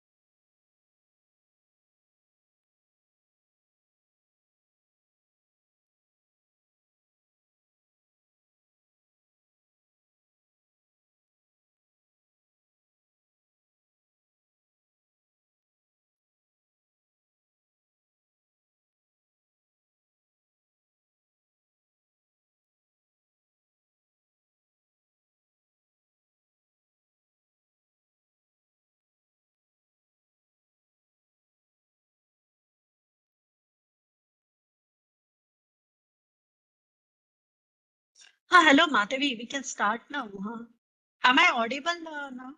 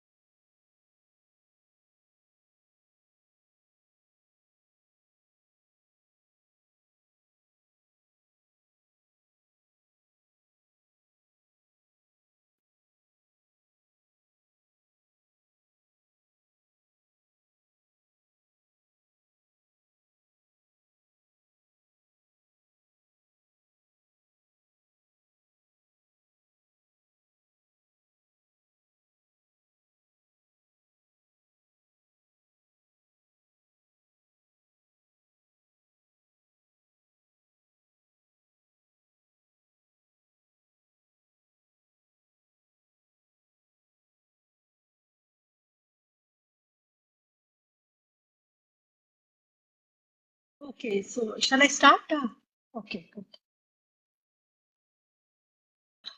Yeah, so I have provided you that silos theorems notes. I hope there is you can use them. And today's our topic is it's consisting of two topics. One is direct product and abelian groups. I hope I am audible this time. Last time there was some problem.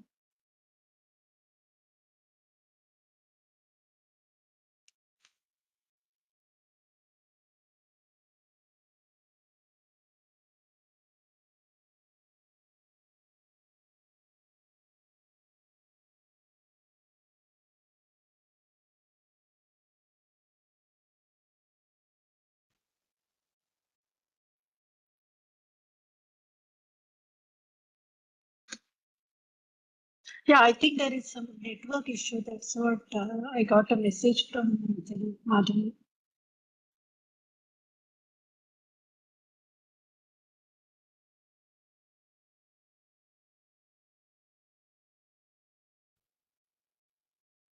Okay, fine.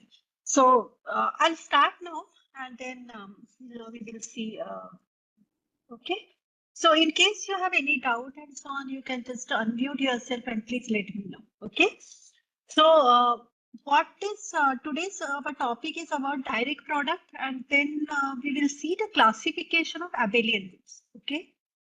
So what do you mean by classification of abelian group means we will going to find out for the given order how many abelian groups are there and what are their types. That means up to isomorphism, how they look like. Okay, so that is called classification. So suppose if I give you 6, 7 or any number 180 or any given number, whether we can actually find out all abelian groups of that order. So that's what we are going to see. And to do that classification, what we need is we need to define what is called direct product. Okay. So we will first half an hour session, so first 50% time, whatever 45 minutes, I'll be spending on direct product, and then we will go to classification of abelian groups. Now, in mathematics, all of us we have seen it these things, right? I mean, if suppose something is given to us, we can try to what we can try to do is we are trying to construct more and more objects from the given object. Okay, so for example, suppose if I have a group G and I have another normal subgroup N, then what we do is we actually form G quotient out by N, and we get another group. Similarly, direct product is also same kind of construction is there. It is exactly like vector spaces. Suppose if I have a one vector space V1 and suppose if I have another vector space V2, then we can define V1 cross V2. This will be another vector space, right? And suppose if a dimension of V1 is n and dimension of V2 is suppose m, then we know that dimension of V1 cross V2 is m1 plus m2. So likewise, can we define the direct product of a groups? Okay, and there is nothing something about the finiteness. Okay, so let us actually see how this direct product help us to find out some more and more examples of groups. So, for example, let us look at this example. So, what is this? This is one of the exercise in Dummiton food book. Okay, so what is this exercise is asking us to find out? Let's see. Okay, so what is this exercise is telling us is to find out an infinite group such that every element has order 1 or 2. See, in general, what happens is we know that whenever our group is finite, then we know that every element of this group, it will have a finite order. But now the question is different. What is the question is we want a group to be infinite, but each of this element, it should have an order 2. Or I mean, one will be always there. So whenever we have an identity element, what we have is we have hello.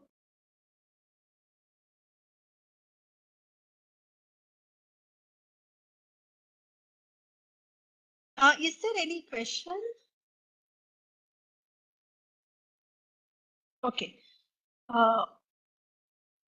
I think you can chart also probably. So I can see the chart over here. So in case you have any doubt or anything, you please put it into chat box. Okay, I can see that. Okay, so what? So here, what is our question is if we have an infinite group, but what we want is every element should have order 1 or 2. Okay, that is the thing. What is the second example? It is asking. It is asking again an infinite group in which every element has a finite order, but for every positive integer n, there is an element of order n. Okay. So in this group, what we are asking is we are asking to find out a group in which every element, I mean, suppose if I give you 100, then I want an element of order 100. Whatever number n is given to us, what we want is we want to find the element of that order. Okay. So what is this example is in this actually they said that we should have a group in which there is a one element which is of infinite order and one element is of order 2. So if I want to construct what is this example in this exercise, it was asked that you should have every finite group has to be a subgroup of this group. Okay, every finite group has to be subgroup of this group. And then finally it is asking that whether you can find a group G such that G is isomorphic to G cross G. Now, in this, remember one thing is that if your G is a finite group, then cardinality of a G cross G, that is going to be cardinality of G into cardinality of G, right? So certainly this group also has to be infinite because otherwise, this is if these numbers are finite, then certainly this number is not going to be equal to this group, okay? So in all these examples, what we have to do is we have to construct a group with certain kind of properties. So now the question is how to do that, okay? So for this, what is helpful to us is something called direct product. So let us look at what do you mean by direct product, okay? So we are already familiar with direct product of a sets, right? So what do you mean by direct product of a sets? In general, suppose if I have a G1 and G2, these two groups are there, then what do you mean by direct product of a group? Means it will be a ordered pair G1 comma G2, where G1 will belongs to G1 and G2 will belongs to G2. This is in general if I have a finite product. But many times our life is not so simple and everything may not be the finite product. So it can be actually an uncountable product. It can be any arbitrary product, what we call. So we don't even assign it some kind of a continuum to it. Okay. So actually let us see this question and let us try to find out the answer for this. Okay. So what we have is we have a family of groups. What do you mean by family of groups? That means we have a many groups with a given indicing set I belongs to I. Okay. So I is our, I many groups are given to me.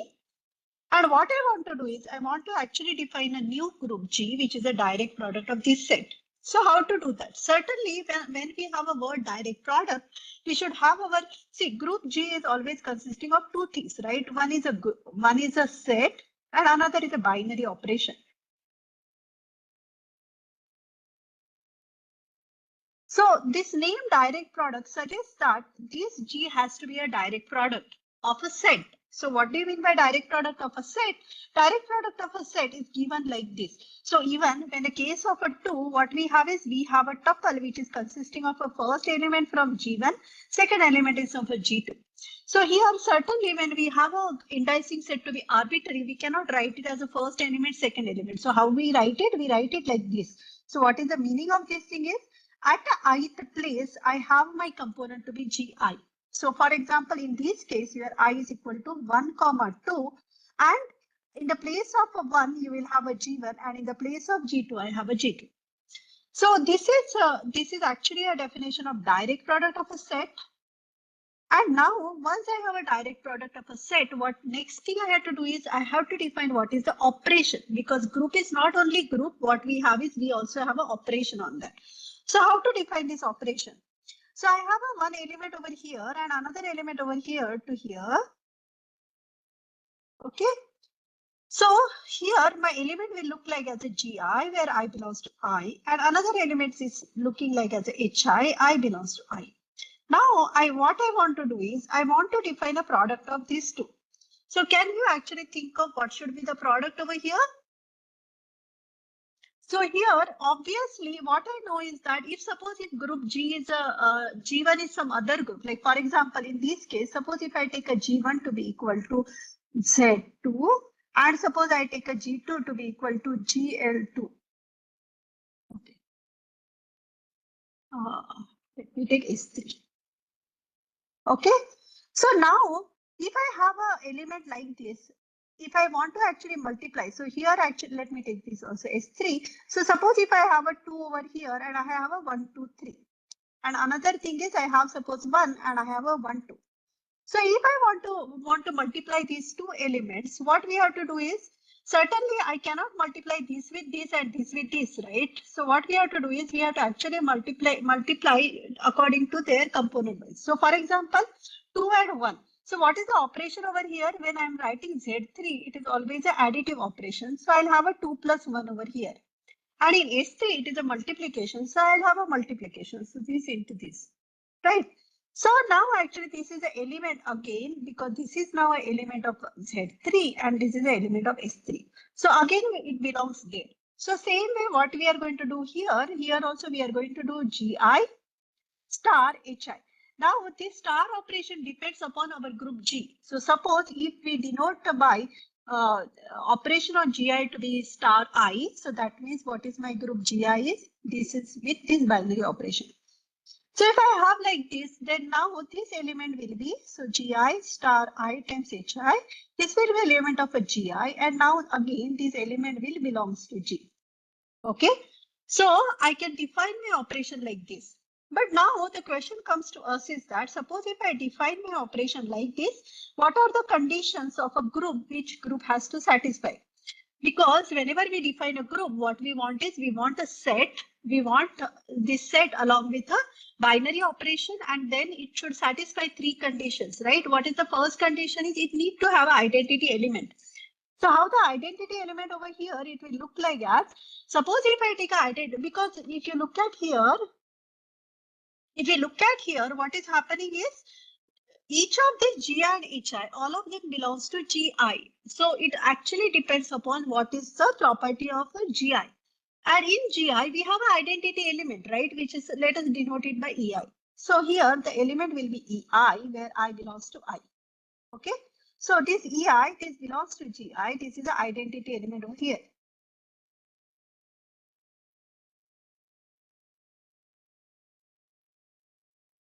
So now if you take this element, then this element will surely be a identity element of our direct product, right? Because suppose if I take a GI is any element over here, and suppose if I multiply by this EI where I belongs to I, what is going to happen is this will be, by definition, it is GI star I times EI, I belongs to I.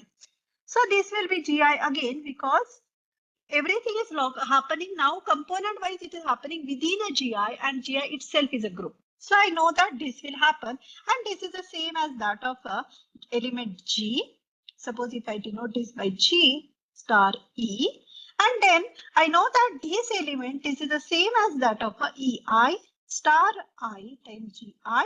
So this element is actually by definition this star GI, I belongs to I. So now what happens is, so here what we got an identity element of this direct product. Now what is the next thing which we need to check whether something is group or not? Next thing is to check whether we have an inverse for every element, right? So if you want to find the inverse of every element, what we have to do is that it is again exactly the same way. So when we define the identity, component wise we were defining identity. Now if I want to define inverse, what we need to do is we have to take a component wise inverses. Okay, and it is easy to check that if I take a GI star GI inverse, what I'll get it? I'll get again a identity element. Let us just verify one side and then actually, yeah, so this is my element G inverse and this is my element G. So what I need to check it? I need to check GE star G inverse, what happens over here? So I'll have a GI star I times GI inverse, and know that this is identity. So this is identity. Similarly, you can check that this is the same as that of this. Okay. And for the group, what is the third property which we need to check is we need to check that this operation is associative. But associativity will also follow naturally. Suppose if I have a G is equal to Gi, H is equal to Hi, and K is equal to Ki. If these three elements are there to me, so remember that whenever we are defining this direct product, everything is happening component wise. So if in component satisfy certain things, it has to be satisfied by the original element. So if you look at like this, if I take this product, it will be like this. But we know that each Gi, this sigma I star, this operation is associative. So because of this, what I'll get it is Gi star I times Hi star I times Ki, which is the same as that of a G star H star K. Okay, so what this thing actually tells us, this tells us that if I define my direct product as a product of a Gi, and if I define my operation component wise, then what I get a new group, and this group itself is called a direct product. Okay. Now let us see the examples of it. Okay, so what we wanted to do was we want to find such an example. What is the example we want to find? An infinite group in which every element has order 1 or 2. Okay, so now how to find such a group? So remember that to find such a group, let me actually make some space over here. Okay, right. So what we know about this? Tell me. Okay. See, what is the group which we know in that every element has order 1 or 2. So the group which we know is just a Z2, right? So Z2, what are the elements over here is 0 and 1. And what we know that order of 0 is 1. And we know that order of 1 is 2 because 1 plus 1 is equal to 0. So now I have this group, but the problem with this group is this is not an infinite group, it is a finite group. So what we want to do is we want to find an infinite group. So how to do this group to be infinite? So in this case, we have direct products are the one which are going to help us. So what we have to do is, here you remember that for the direct product, what are the things which are required? We need the indicing set and we need GIs over here. So what are we going to do over here? We will take our indicing set to be natural number. Okay. So and for every I, I'll define my GI to be Z2. Okay. So my GI is Z2. So now how my elements will look like as this is a product of I varies from 1 to infinity of Z2. So here my elements will be of the form, let me write it, A which is equal to AI, and this AI, this will be element of Z2. Okay. So now here what is, so now let us look at what is the order of this, each of the element. Okay. So what is my 0 element will be, each of the element will be 0. Okay. So what is the order of this 0 is, always remember that whenever we have an identity, its order going to be 1. So we don't need to worry about it. Now if I take a A and if I add another A to this, so this will be what? This will be 2 times AI. Now we know that 2 times AI in every Z2 is 0. So because of that, this will become 0, which is our 0 element. So what did we get it? So if we start with A, which is not equal to 0, then we know that A plus A is equal to 0. So what we get it, order of A is equal to 2. Okay. Now the next question we can ask ourselves is this an infinite group? Okay. But remember that this is an infinite group, right? In fact, what is the cardinality of this group is, this group is the same as that of a, so cardinality of this product of I varies from 1 to infinity of Z2, this is equal to same as that of a power set of natural number. So in fact, this is not, it is 2 to the power natural number. So it is in fact an uncountable set. I mean, it is certainly infinite, but it is also an uncountable set. Okay. So what did we do? We actually, so this direct product, this gives me an example for the first one. Okay, is this okay for all of you? You might be familiar with this example also because many times we give this, we ask this example to students also that give an infinite group where, not has an order exactly 1 or 2, but every element has an order finite. So this is also a group. Or sometimes we ask question like true or false. If every element has the finite order, then group G is a finite. So actually the answer is false. for this thing, and what is the counter example is this counter example. Okay. So now actually let us look at whether we can construct the second example, which is this example B. So what is this example? In the second example B, what do we want to do it? We want to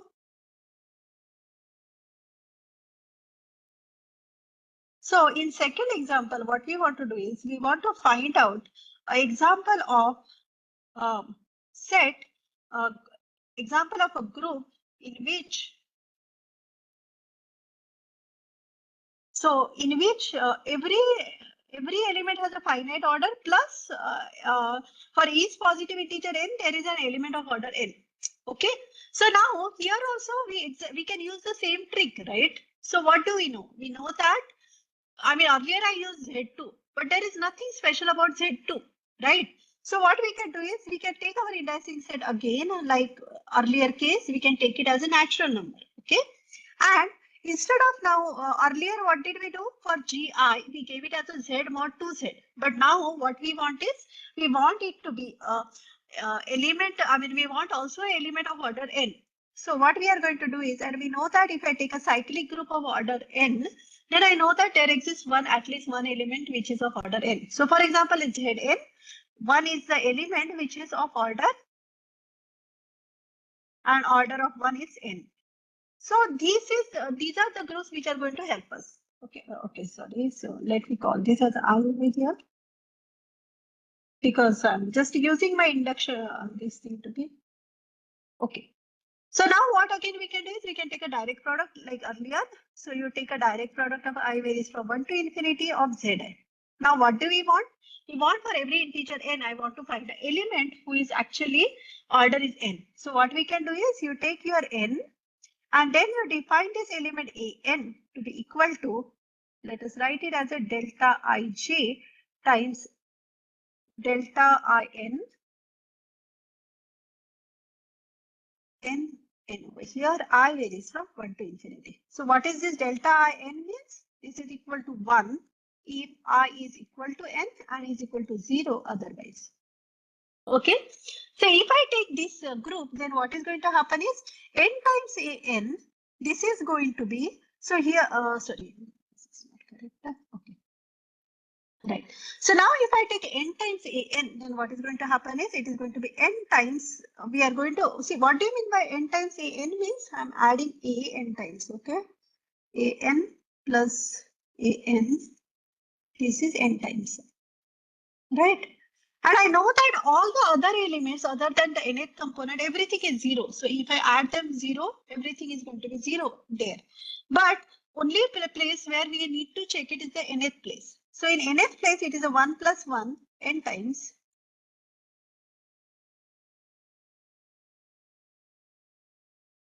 So this is going to be n times 1, right?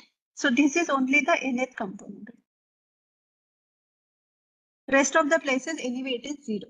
So what I'll get is, I'll get this element also to be 0. Okay, is that clear to all of you? So let me just arrive this properly. So this will be n times delta in. I varies from 1 to infinity. And what do we know? We know that n times delta in is equal to n if I is equal to n. Okay, so which is equal to 0 because we are inside Zn. And rest of the places it is anyway n times 0, which is 0. So this element is 0 in every component, so which is the identity element. So because of that, what we get in order of an is equal to n. Actually, this is little bit, though I said it, this only says that n divides order of an. But since we know that m times m is not equal to 0 if m is less than n in Zn. So we know that this is the least possibility. Okay, so because of that, I'll get an order. So now what do we have is, so in this case of a B example also, what did we do is we actually could find out one infinite group in which what is happening is for every positive integer n,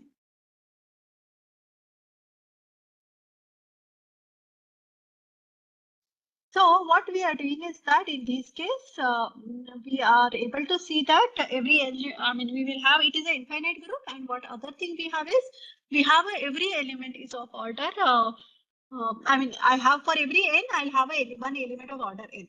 Okay, so that is the percentage. Okay, so now do you want to, what about the C?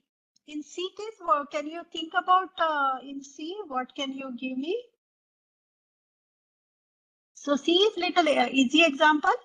So can you think of an example of a group G in which we have a one element of a infinite order and one element of order 2?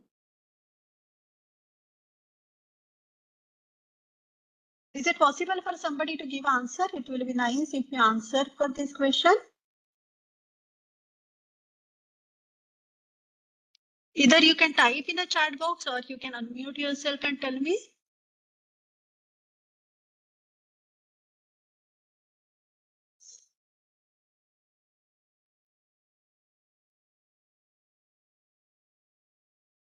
I'm pretty sure you will know the answer of this.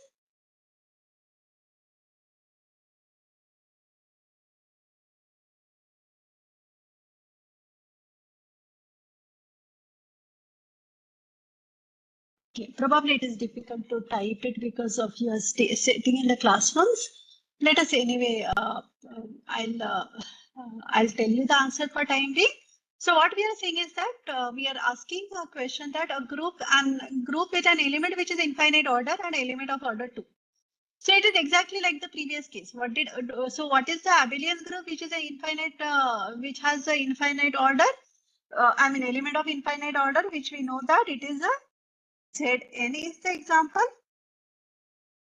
Z as in integers. So we know that in fact in this case, every element has an infinite order except for of course 0. But every element has an infinite order.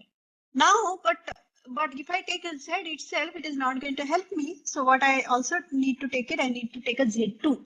And what I need to do is I need to make a product. It is Z cross Z2. Okay. So now, yeah.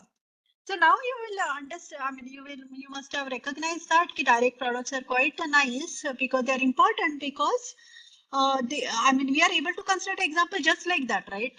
We don't need much of the much of the effort to find these new examples. Okay, what is this? Another example is here we are saying that every finite group is isomorphic to one of these groups. Okay, see, remember one thing is that suppose see in these particular direct product we don't though I gave you all the examples of abelian groups, you need not have the abelian group. We can also have a non-abelian cases also. Okay, so for example, let us actually fix one order n is equal to 12. So now I'll give you this information. In fact, we in our last class also we talked about it. So when you have n is equal to 12, you have a totally 5 different types of groups are there, means non-isomorphic groups. Okay, up to isomorphism, we have totally 5 groups of order 12. Okay, what are those examples are? One is actually Z12. That means cyclic group of order 12. Another example is Z6 cross Z2. And these are the only possible 2 abelian groups are there of order 12. Now, what are the non-abelian groups of order 12? They are, one of the example which we discussed in the last class was A4, right? See, A4 is the normal subgroup. These are the subgroup of S4 with a even permutation. And yesterday's last class, we have seen that this order of this group is a 12. This group is not isomorphic to something called D6. What is D6 is? This is a dihedral group with a 6 element. So this is also, and D6 and A4, they are not isomorphic. And then there is a one more example is there. I'm not going to discuss right now because we do not have that much of time. But what we are going to do is, I'll give you some material for this. So there is an example which is called the semi-direct product, which is the Z2 cross Z6. Okay, so all these are the only 5 possible examples of group of order 12. Whether so in this case, what we are doing is we are not only thinking about. So remember one thing that in this particular example, we are not talking about abelian or non-abelian. Okay, sorry, this is let me change. It is Z3. Z3 and Z4. Okay, so these are the only 5 possibility of all groups of order 12 up to an isomorphism. What is the meaning of this thing is that means if you choose any group of order 12, then they will be isomorphic to one of these 1, 2, 3, 4, 5 of these groups. So now if I take so suppose if I take this direct product with Z6 cross Z2, direct product with A4, direct product with D6 and direct product with this Z3, Z6, Z4. Okay. Then now suppose if I take this, then any group G, suppose if I start with a group G whose order is 12, then what I know that G will be isomorphic to one of these groups, right? 1, 2, 3, 4, 5. Any one of these groups. So now actually we need to find out that how I can embed this G inside this. That means what I mean by embed means try to find out. So find H, which is a subgroup of G of this. Let me call this as a whatever G dash product of G. Find H is a subgroup of this product of Gi such that G is isomorphic to this. Okay. So now also for that actually we need to see what is the construction of these kind of things. Okay. So let us actually see what happens here. Okay. So what I mean how this direct product.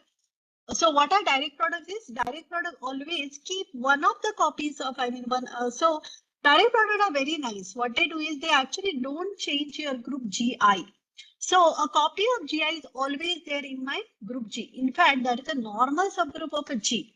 Okay, this direct product. So let us actually see that and then we will come back to this example. Okay. So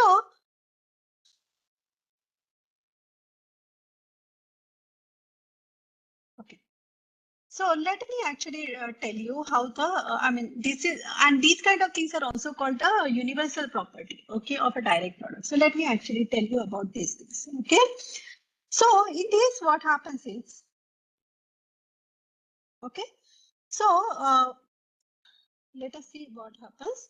So we have this, suppose my G, this is a family of groups, okay. Now we have, suppose if I want to, so what do you mean by giving a copy? That means I need to actually give a morphism from the Gi into the product of Gi. Let me call Gj. Okay, I belongs to I. So Gj is one of the element of this family. Okay. So what I want to do is I want to embed. Embed means give an injective group homomorphism from Gj to this product. That is what we are asking. Let me denote this by G for time being. So what I want to do is I need to give this homomorphism, group homomorphism. Whenever see right now we are in the category of a group. So whatever maps I want to give is I want to give those maps to be a group homomorphisms. Okay, so how we will give this map? Suppose if I want to send Gj, how I'll send it? I'll send it to G, and how I'm going to do is the following. Let me write this as a, let me use my same previous notation delta Ij. I belongs to I, but here let me say this. So what is delta Ij is delta Ij. Actually, let me write this as Gj. So delta Ij, in general, what happens when I is equal to j, it will be 1. But I don't want 1. What I want is I want it to be Gj. So I'll give this as a Gj when I is equal to j. And otherwise, what I want is, otherwise I want it to be Ei when I is not equal to j. So elsewhere it is identity and only at the jth place it is a Gj. Okay. So now if you look at this map is clearly injective map, right?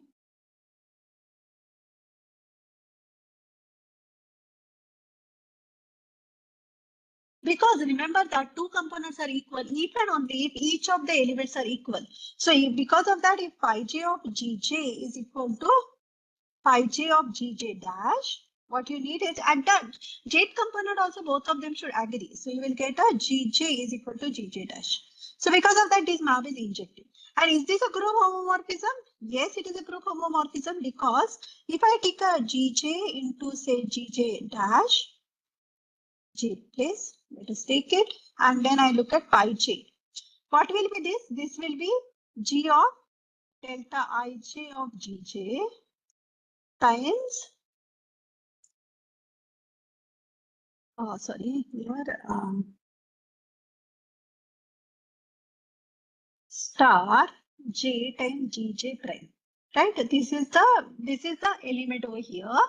And now so here actually what is happening is at delta Ij, this element is Gj star j Gj dash when I is equal to j, I is equal to Ei if I is not equal to j. Now let us look at what happens to pi j of Gj into pi j of Gj prime.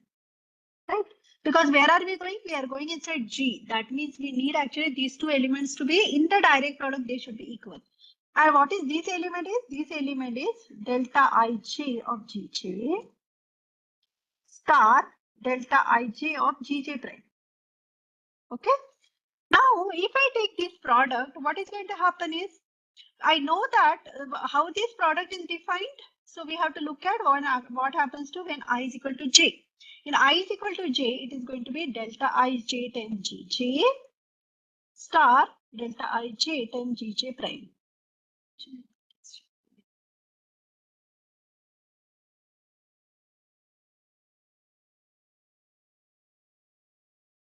So this element is going to be of I place. So it will be Gj star Gj prime, I place.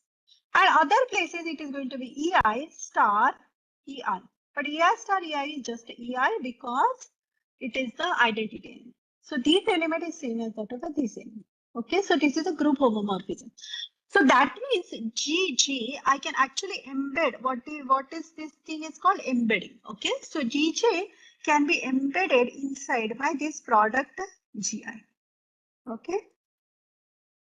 Now, whenever I have an embedding like this, now so that means image of a subgroup is going to be anyway subgroup, right? So this is going to be a subgroup of G, product of G.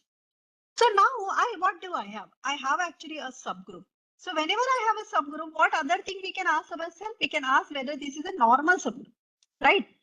So is this a normal subgroup? So what do you mean by normal subgroup means I need to check that if I take any element from, so let us check that this group image of phi j is a normal subgroup.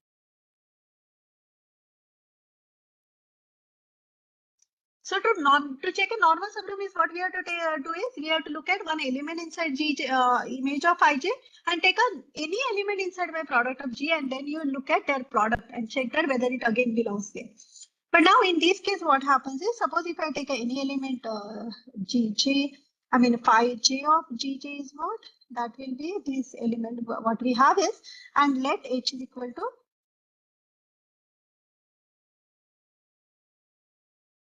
Hj, sorry, Hi.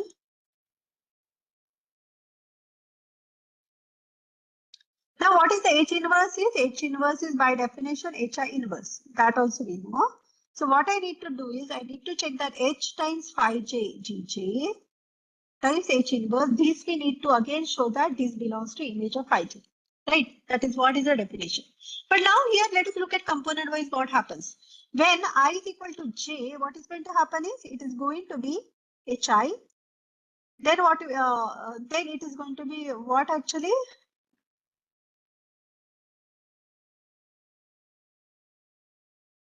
Yeah, Hi. Then what I have is I have a Gj, sorry, Hj, Gj, Hj inverse. Okay. Now Hj, Gj and Hj inverse, all of these are element of Gj. So if I take their product, this is also going to belongs to Gj, right? So this is, so let us denote this by whatever this element is. Okay. Now when I is not equal to j, what happens? I'll have a Gj, a Gi will be there, Hi will be there. Gj is identity. So I'll have a Ei over here and Hi inverse. So what is this? This is again Ei, right? So now if I take a H, phi j, Gj, H inverse, this element is the same as that of a image of sorry, 5G of what element? 5G of HJ, GJ, HJ inverse, right? So because of that, what we got it? We got it again in the element of image of 5G. Okay, so this shows that if I look at this GG, which is sitting inside my product of GI, this is also not only a subgroup, it is also a normal subgroup. Okay, so this is a one-way map. Okay, so remember that whenever we take a direct product, then one very nice thing about it is what? GI will be fitting exactly inside GI, just like that. There is a copy of GI sitting inside my direct product. Okay, that is the one thing. What is the other thing is, there is another map is there, that is also very nice map is there. So for example, if I have a product of GI, I belongs to I have another projection map. Okay, so what is this projection map is? This to GJ, what is this map is? Suppose if I have a GI, I belongs to I am going to project it to GJ. Okay. And if you see, this is also very clearly, this map is also group homomorphism. Okay, this map is group homomorphism. And not only this is a group homomorphism, this is a surjective group homomorphism. Okay, so remember that whenever we give this kind of notation, that means it is surjective. Okay, so this is a surjective group homomorphism. What do we know about surjective group homomorphism? Whenever I have a surjective group homomorphism, I can look at kernel of this thing, right? So what is kernel of this projection map? So kernel means what actually we have to look at. That means I need to look at what happens to Pj inverse of identity of the jth element. What is the meaning of this thing? That means in the jth component, I want it to be identity. Other places, whatever it is, I don't care, right? So this kernel is going to be, what is this kernel is going to be? This will be all those elements which will be of the form Gi, I belongs to I, such that Gj is equal to identity. Rest of the places it can be anything. So what is this? This is in fact going to be isomorphic to product of Gi where I is not equal to J. Okay. And what is the first isomorphism theorem tells us? First isomorphism theorem tells us that whenever I have a surjective map, then in that case this Gi quotient out by Gj, this is going to be isomorphic to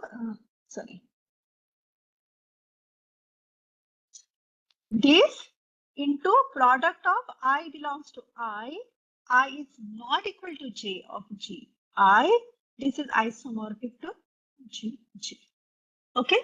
So direct, so these are actually very nice things are there, which is kind of important for all of us. So what we are saying is that we, so such a kind of things, let me just show it to you. I mean, how we actually write it.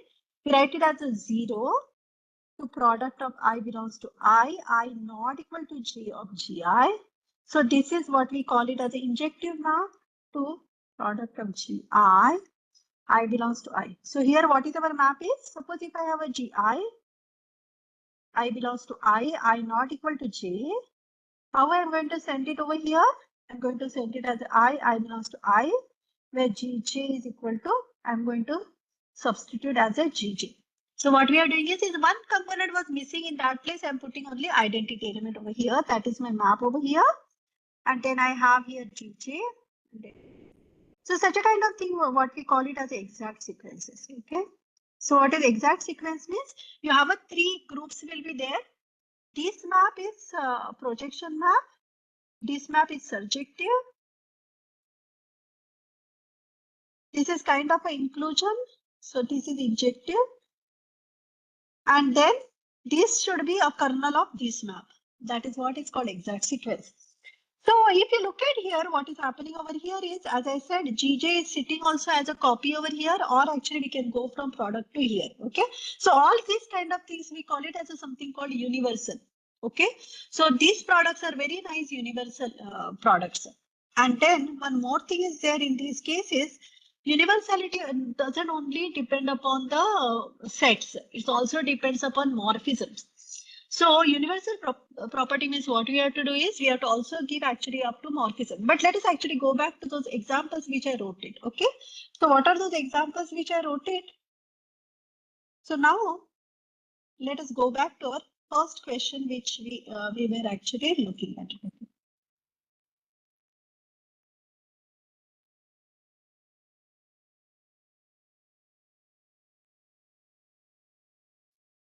Okay.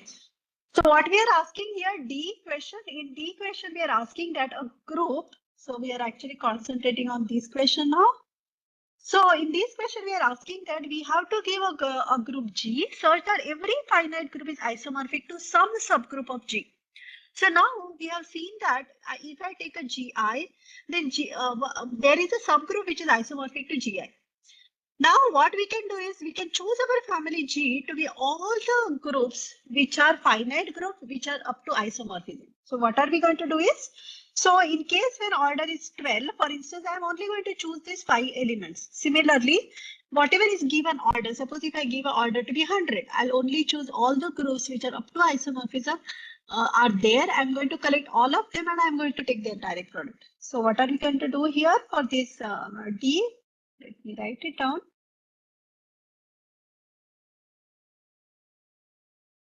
Actually, yeah, you are degree teachers, but those who do this MSc teaching and so on, I'll just tell you why. For instance, where I use this theorem. So, okay, so what we are saying here is that, so we let G is equal to GI, sorry, it's equal to GI, where GI is finite group. And we are choosing our family in such a way that, and GI is not isomorphic to GG. And we are considering all finite groups, okay? Whichever is possibly non-isomorphic finite group, we are collecting it. And if I take a product of all these GIs, then I'll get example of this. Okay, this is the example of D. Is that clear to all of you? So here actually sometimes we have to also think about why this kind of a product exists, because remember that we do something for naive set theory, right? So whenever we are constructing something, we also need to verify whether that particular thing is a set. Okay, because sometimes, for example, we know that if you take a collection of all the sets, then though that set itself is not a set, right? All of us knows this thing, right? If I collect all the sets and I collect them together, they are not going to form a set. Or if you collect all the groups in the world, and if I try to take that collection, that is also not a set. So when we are defining our group, what we know that we need actually that group is whatever that thing that should be the set. Okay. So when we are taking such a kind of example, one thing you have to keep it in mind that whenever you are constructing something, whether that is a set or not. But remember, in this case, what happens is we are talking about the finite groups up to isomorphism. Always remember that if I fix my order n, there will be only finite groups will be there. Finitely many non-isomorphic copies of groups will be there. And then anyway, I'm taking the product of them. So, and product is very well defined as a set. So, product of arbitrary product of our sets are again a set. So that is also there in naive set theory. So these kind of construction also gives me a set. So when we are defining something, you should be just a little bit when we are taking this kind of a direct product, direct sum is always very safe, but direct products, these kind of constructions when you are doing it, just check that whether that particular thing is a set, because otherwise it may happen that you might just lose that property and that can be very harmful. Okay. Now, for the last case, what we want is we want the non-trivial group G such that G is isomorphic to G cross G. This is an easy example. For example, if I take R with respect to addition, then what happens in this example?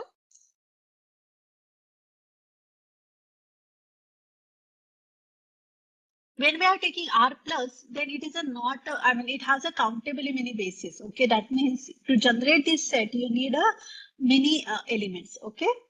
And now if you take a R cross R, then since cardinality of R cross R is same as that of a cardinality of R cross R, what happens is because these two cardinalities are same, their generating set also have the same card. I mean, you can prove that you have a generating set of R and R cross R, both of them have the same cardinality.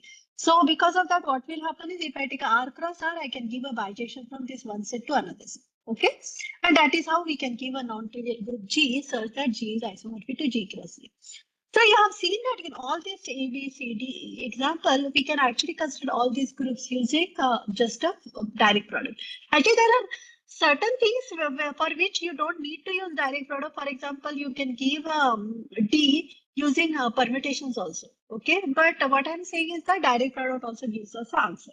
Okay, so and another thing why okay, that I'll come back. So what I was telling you, I mean, this thing probably is not a part of your these particular thing, but I'll tell you that when we use this kind of a construction of direct product and so on. So, like for example, I teach something called algebraic geometry, algebraic topology. Okay. So in algebraic topology, what we do is we try to, for a given topological space, we try to assign one group. Okay. So for example, if I take a circle, then for this circle S1, what I'll do is I'll assign one which we call it as a fundamental group as Z. So there is a method to prove it. Okay. Now for and then for example, if I take what we can do is suppose if I take this circle and if I actually but I want to suppose a construct a group construct a topological space whose fundamental group is Z2, then what I'll do it.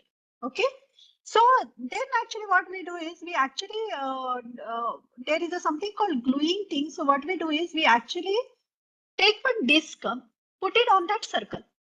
But we don't put it exactly on a circle. What we do is boundary. We actually at the boundary. So what we do is we have this circle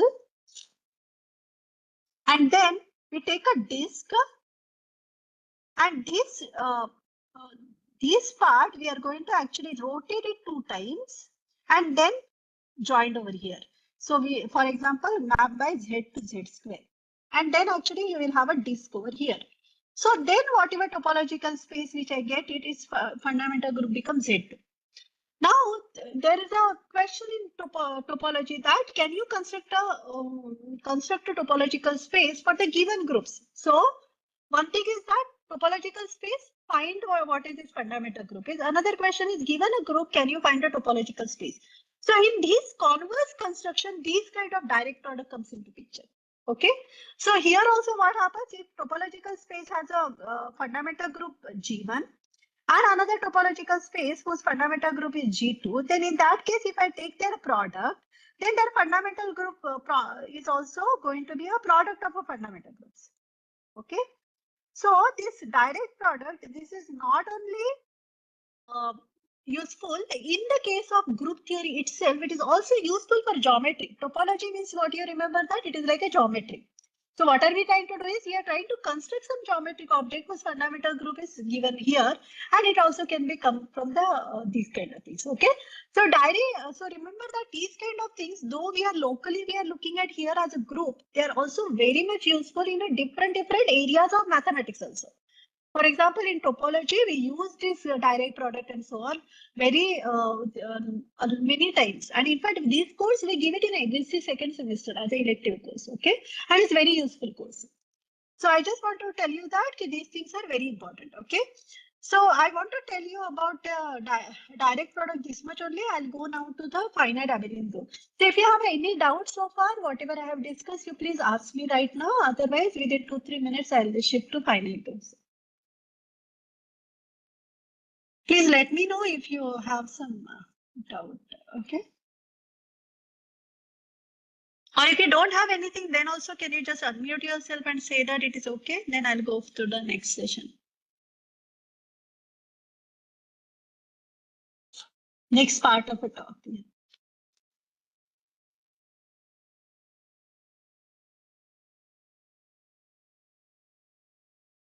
Is this okay so far?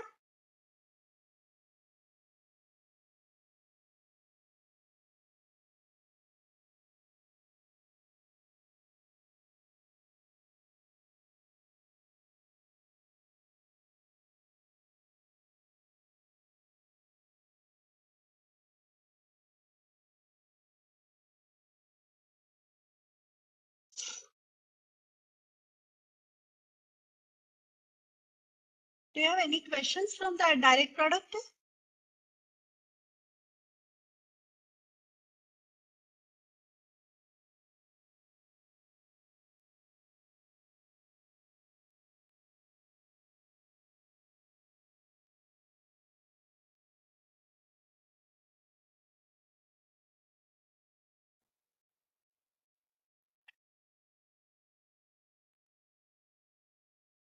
Okay, then let us go to the finitely generated abelian groups. Okay, so whatever so far we have done it about direct product, we are going to use it now. So it is kind of application. Okay, so what we want to do is we want to actually classify all the abelian groups. Okay, but of course, classifying all the abelian groups, it is going to be something which is difficult. So what we are going to do is we are going to classify some groups which are finitely generated abelian groups. Okay. So what do you mean by finitely generated? Let us see its definition. So a group G is called finitely generated. So I'm here over here. Okay. So a group is called finitely generated if there is a finite subset A of G such that A is generated by finite.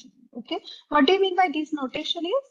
This notation means suppose if I take a G belongs to G, then G can be written as a A1 raised to alpha 1, A2 raised to alpha 2, AK raised to alpha K for A1 to AK belongs to capital A and this alpha I these are belongs to Z.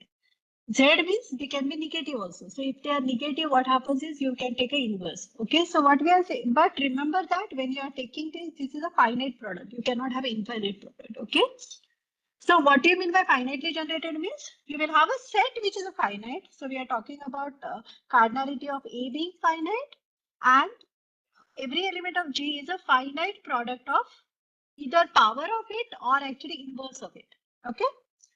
So what we are going to do is we are going to actually classify all the finitely generated abelian groups. That's what we are going to do in next 30 minutes. Okay. So, okay. So now this another thing is suppose if you are taking a ZR, what is the ZR is? ZR is by definition you take a R copies of Z multiply R times. Okay. So and if your R is equal to 0, then we are assuming it to be essentially a trivial group. Okay. A group ZR is called a free abelian group. Okay. So we are going to show that every finitely generated abelian groups, it look like in certain way. That's what we are going to prove. So fundamental theorem of finitely generated abelian groups. So what is it? This says that a finitely generated abelian group. So what we are classifying is we are classifying all the groups of finitely generated abelian groups. Okay. We are not classifying all the groups, but we are classifying all the finitely generated abelian groups. So all the finitely generated abelian groups, they will look like as there will be some copies of Z to the power R. That means you will have some infinite elements which will generate this. I mean, there will be some elements which are infinite and they are going to generate that part. Okay. And then you will have these cyclic groups. Okay. So what is this? This is a cyclic product. Z of N1 cross Z of N2 cross Z of NR. So what is that? So you have something which also this part will be something which will give you a infinite elements. Okay. Every element other than 0 is of infinite order. Whatever part over here, that is everything is a finitely, its order is going to be finite. Okay. And not only this, so what fundamental theorem of abelian group says that it gives us a pattern also. Okay. So it says that what are the properties is first place R and S, they are greater than or equal to 0. So for example, if you have, you may not, everything can be finite. So in that case, R will be 0. Okay. Then you will only have Z of N1 cross Z of N2 cross Z of N4. Like for example, if I take a Z, if I have a N is equal to 4, then I'll have a Z2 cross Z2. This is a one possibility, another possibility is Z4. Okay. So in this case, Z to the power R, this R is 0. Okay. So we are actually allowing R to be 0. S can be also 0. Like for example, if my group is Z, okay, then I don't have any other copy over here, right? Everything is infinite. So in that case, S can be also 0. And each of these nj we are assuming to be greater than or equal to 2 and plus one more property. We are assuming that Ni plus 1 is divides Ni. Okay. So what we are doing is we are giving you how to write abelian groups. How finitely generated abelian groups will look like as a, it will be a power of z to the power r plus some product, and this product has a pattern. So what is our pattern is this n1. So this n2 will divide n1. That means n1 is bigger than or equal to n2. ns will divide ns minus 1 and so on. So we have actually division in the opposite way. Okay, that is what is this. And whenever we are talking about classification, that means it should have a uniqueness. Okay, so this expression is unique in the sense that suppose if you can write the same group G as z to the power t, then what should happen is this t and this r should be equal. Okay, so that is what is uniqueness. Okay, this m1 should be equal to this n1 and this u has to be equal to s. Okay, so always remember that classification means it has to be unique also, unique up to isomorphism, what we call it. But now already we are considering isomorphism. So because of that, what we need is we need it to be unique. Okay, so you need is so if I actually write by G as a product in this particular format, we cannot write it in the other format. And this is much more nicer, right? Because what happens over here is here, if I give you this R and if I give this N1 into NS, then my group is going to be defined by that. Okay, so this is called a fundamental theorem of finitely generated abelian groups. But now, but remember always one thing is that,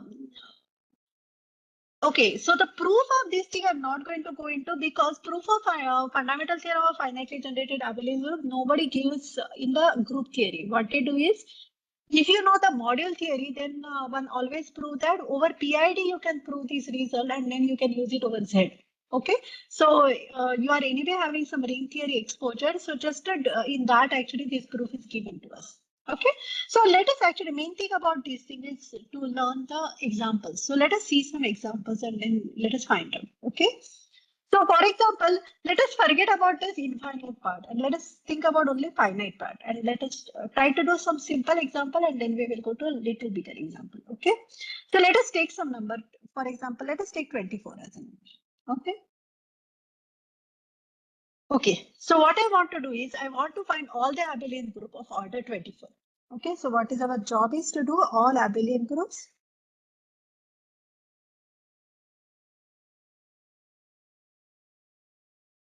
Order 24. Now, if it is this is a 24. So what I want, I know that this group, I can write it as a Z of N1, cross Z of N2, cross Z of N3 and so on, such that N2 divides N1. Right? What I need is N3 divides N2 and so on. Right? So now, so when I have actually this division kind of thing, that means we have to also, and then what more thing we need is we need a cardinality of these that should be same as that of order of my group, right? And what is the cardinality of this thing is this is just N1 into N2 into N3 and so on. I want this is also to be 24, right? Because, I mean, because it is isomorphism, right? So now in this case, one more thing we can actually see. You can actually see over here, suppose let me take this N1, N2, N3 and NS. Okay. Now I know that NS also divides N1.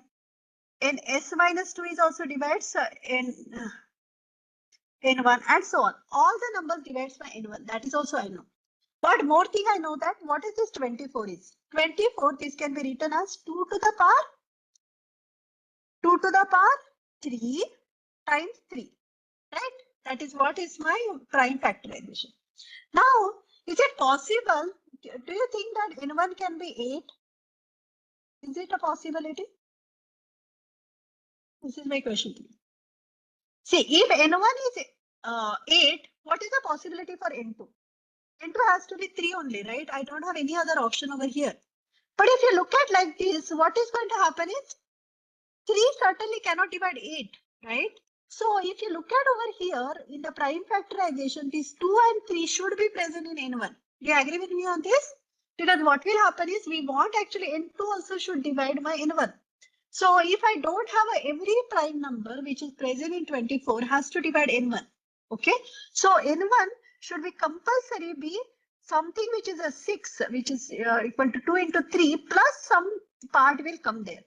Okay. So N1 has only possibility which I have for N1 is 2 into 3, or it could be 2 square into 3, or actually I can have 2 cube into 3. Okay. So if my N1 is equal to 2 cube into 3, that means my first factor is Z24.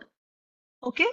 So but another thing I want is I want their product to be 24. So this also tells me that the rest of the numbers are 1, 1, 1. Okay.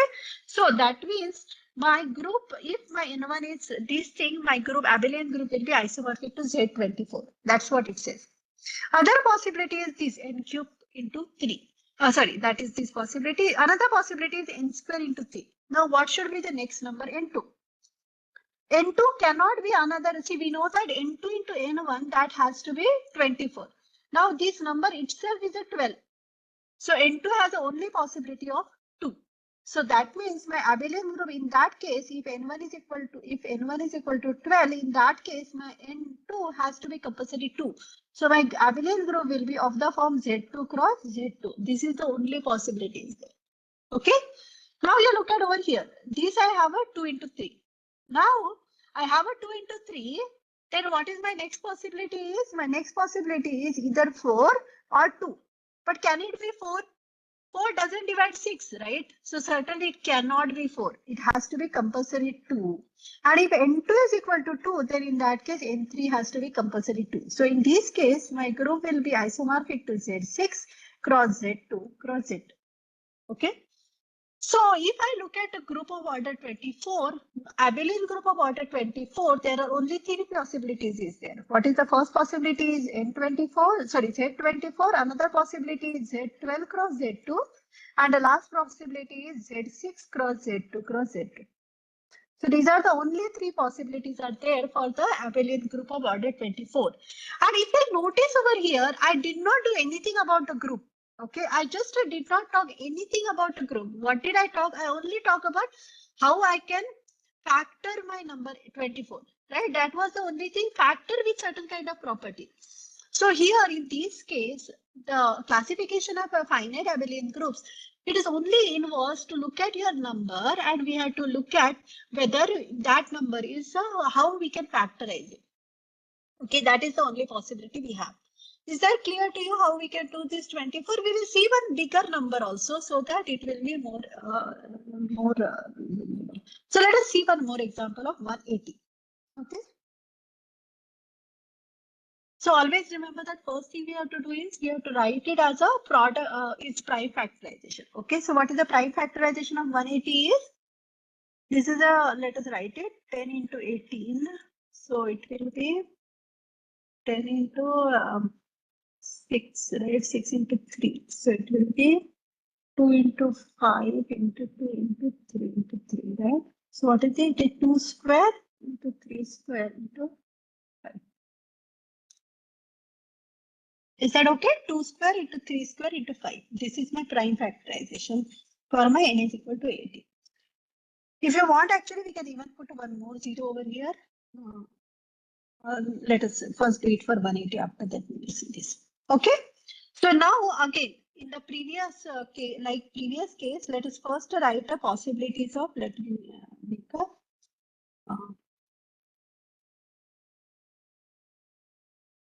so what is the possibility of N1? Okay.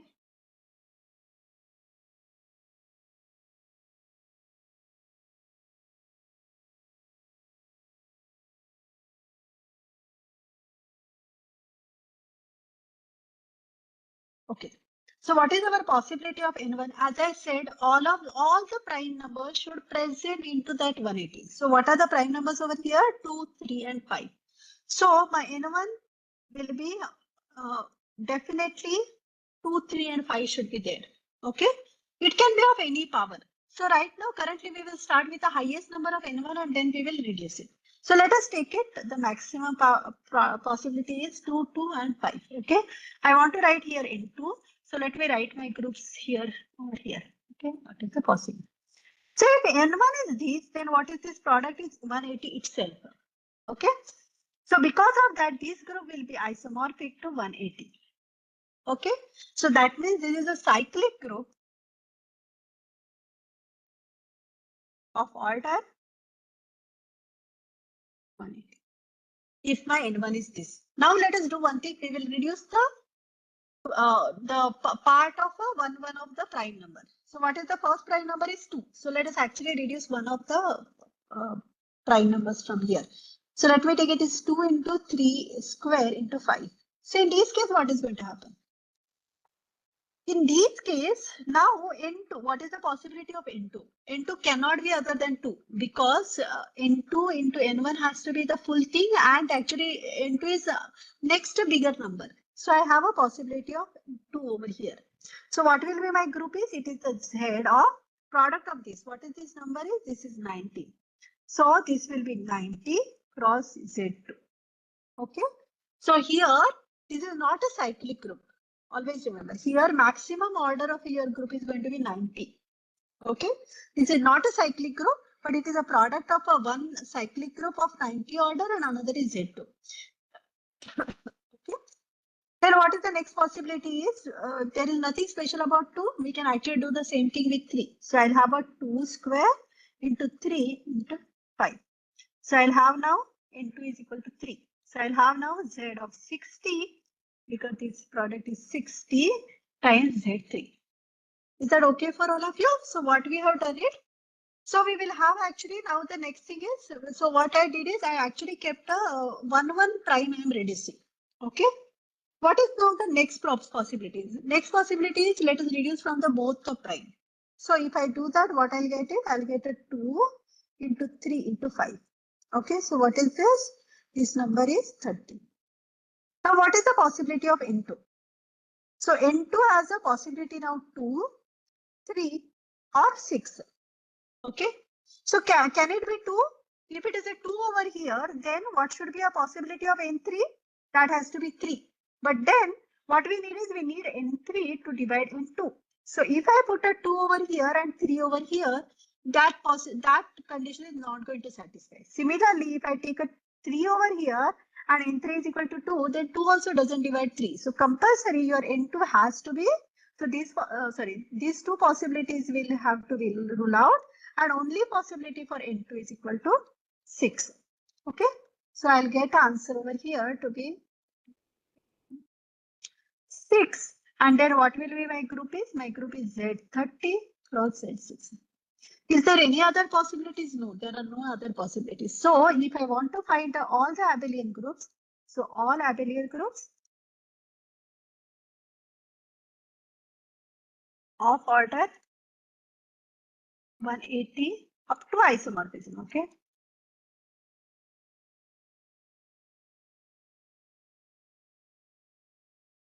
Are Z180, Z90 cross Z2, Z60 cross Z3, Z30 cross Z6. Okay, so these are the only possibilities. But now actually let us look at here actually. Okay, let me give you one more example. 44100. Okay. I mean, I just want to tell you what is the difficulty in this. Okay. So let us see this example. What is this number is? This number is 44100. Now, what are the factorization is? I have already done the factorization. So this factorization is given by 2 square, 3 square, 5 square, 7 square. Now, what are the possibilities of N1? Possibilities of N1 can be, first is what actually, as I take a maximum possible number, which is entire thing. In that case, I'll get a cyclic group of order 44100. Next thing what I'm doing is I'm reducing one prime number. It is exactly the same thing which I used earlier. So what I did here is I'm removing the power of a 2 over here. Then here I'm removing 3 over here. Then I'm removing 5 over here. And then I'm removing 7 over here. So then in this case, the possibilities of I mean, if I remove one prime number from there, I'll get only these are the possibilities for the N2. We don't have any other possibilities over here. So because of that, actually, this is my, and this is going to be my groups. Okay. Now, next what I can do, I can actually the reduce of 2 of these prime numbers. Okay. So if I reduce this two of these prime numbers, then in that case, what I'll do is, but remember that just like earlier, my N2 doesn't have a, I mean, I have to compulsory take T2 into 3, 3 into 5 and so on. So on if I give, what happens is, can you see actually how many different possibilities are there? Plus, I did not even exhausted all the possibilities. Okay. So remember that even for the finite abelian group, though I know the algorithm, I mean, this is not algorithm, because what we have is we have this ad hoc method of finding out what is the possibility of N1, then depending upon N1, what is the possibility of N2, depending upon N2, what is the possibility of N3. So this is the ad hoc method. For the given natural number, I can find it. And if you see actually as your number is growing higher and higher, the things becomes difficult. But though, I mean, still we have some kind of a technique is there, we can actually work it out. Okay. So now, but these kind of things without algorithm, what happens is we cannot give it to computers or something like that. But once we have, we can, if we have some kind of algorithm, we can give it to computer to work it out, and then things can become easier. Okay. So what are we going to do next is, if I want to do these kind of things, what we can do is we can actually use the another type of a description for the same abelian groups, fundamental theorem of abelian group, but different description. In this description, what we do is, we are actually, remember one thing is that, suppose if I have a Z6, this Z6 is same as that of isomorphic to Z3 cross Z2, right? So whenever, suppose if I have a M cross Zn, and if I know that M and N, these are co-prime, then in that case, what happens is, this is isomorphic to Zmn. Sorry, Z of N into N. So we are going to use essentially this technique in order to make our life simple, because what we know, suppose if I know that N can be written as a P1 raised to alpha 1, P2 raised to alpha 2 and so on, Pk raised to alpha k, where all these primes are distinct with each other, then what we can do is we can factorize our Pi's, and actually using the classification of P groups, of P abelian groups, what we can do is we can actually use that that technique to find out the groups. So now actually what we can do is we have to look at what are the possibility of a prime, if I give any group of prime order, prime power, what are the possibilities? So for example, suppose if I give you a group of order 2 to the power 5, okay, then what are the possibilities of a abelian group?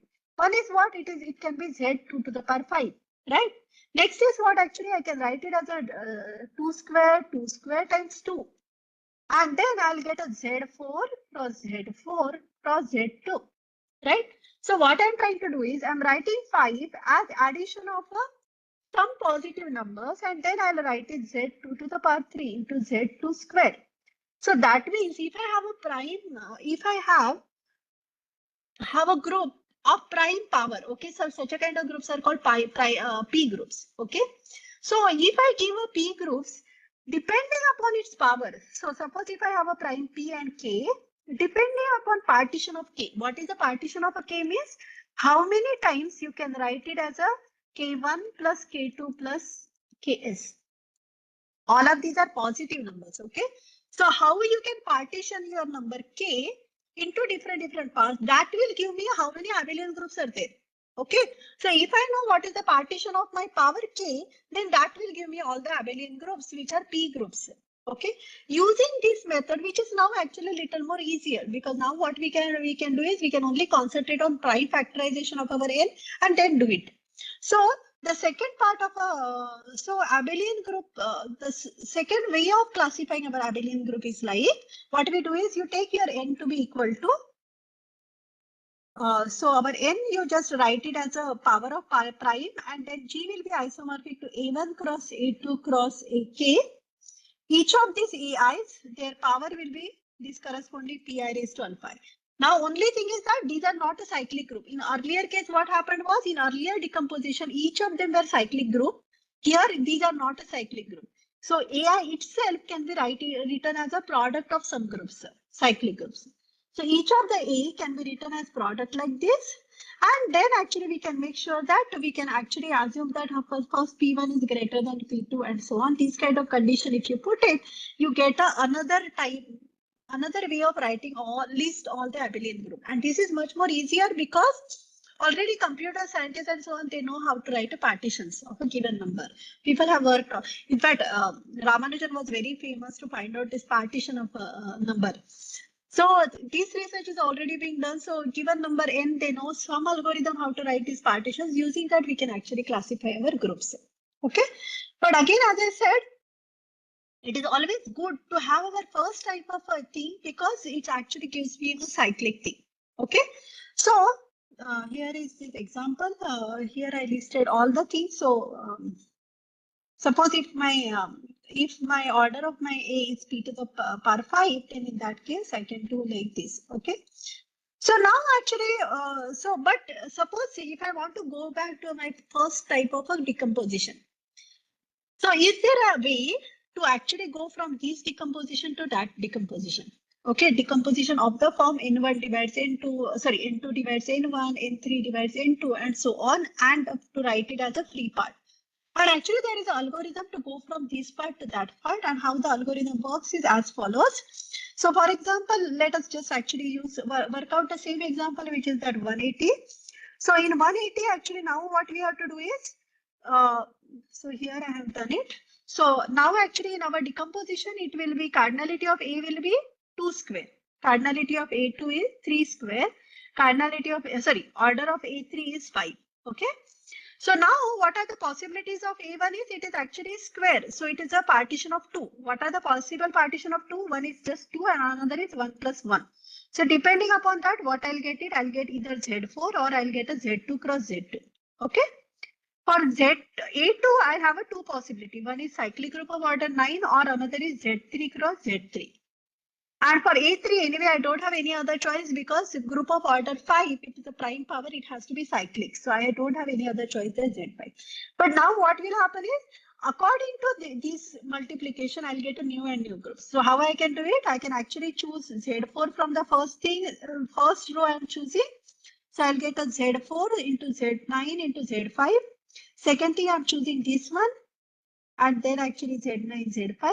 And depending upon this product, I'll get a group cell.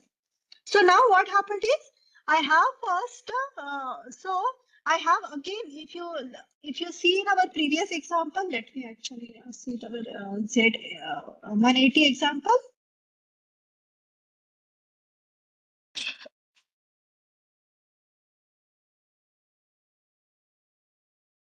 Okay, I must have written it somewhere. Okay, so this is our first example. You look at here actually how many groups we got. We got actually these 4 groups I got it. Okay. And there also I got a 4 groups. What are those 4 groups are? One is Z4 cross Z9 cross Z5. Right. In other case, what I got it? I got a Z2 cross Z2 cross Z9 cross Z5. In one example, I got it Z4 cross Z3 cross Z3 cross Z5. And in another example, I got Z2 cross Z2 cross Z3 cross Z3 cross Z5. Now, how these groups are related to each other, that's what also we have to see it. So what do you know? Just now I told you that if Zm cross Zn, this is the same as that of a cyclic group of Z into M if M and N are coparent to each other. Now, if you notice over here, what is happening over here is 4, 9, 5. All of them are coparent to each other. So because of that, this group is going to be isomorphic to 4 into 9 into 5, which is Z180. Okay.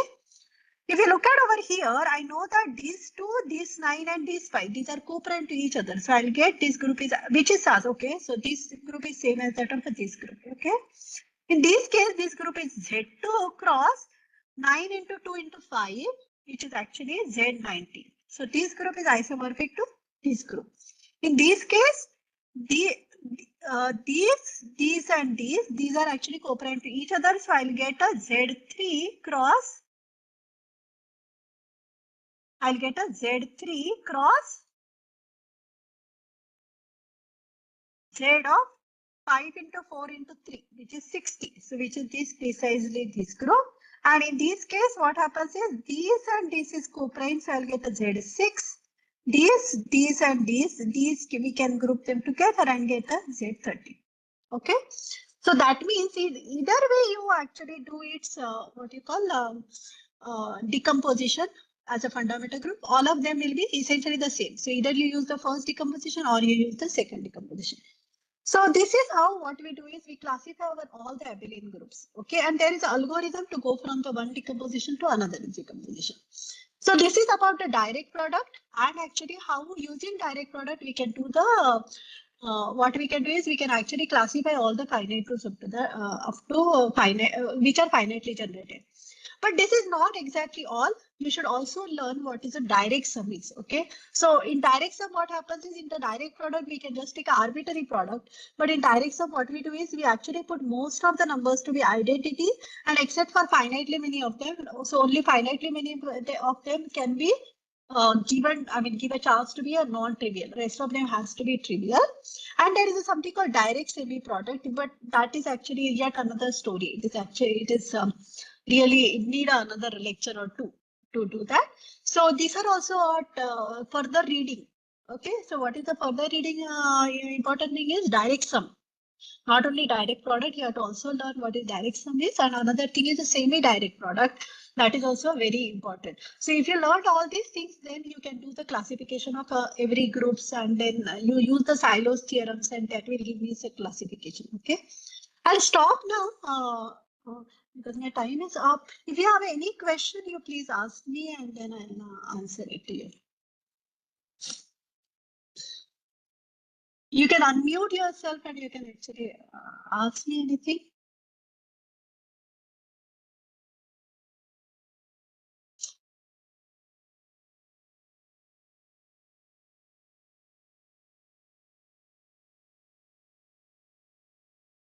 I think NRC is network is down, so those people are unable to join.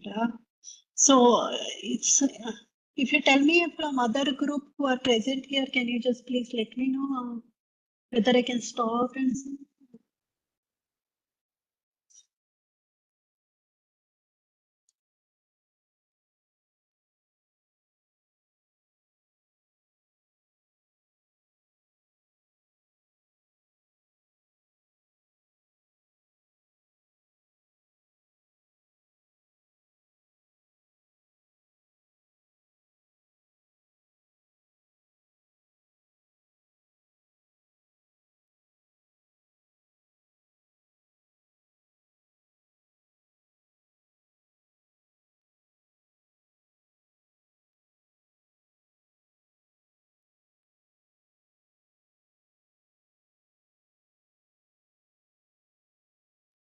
Are you able to hear me?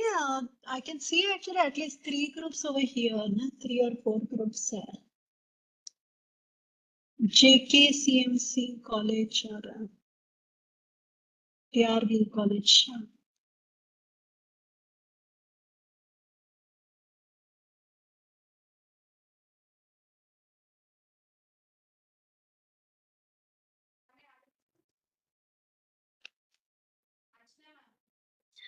Yes, Madhavi, yeah, tell me. Yeah. Are there any questions? Otherwise, I'll stop the presenting. Yes. Any queries from any analysis?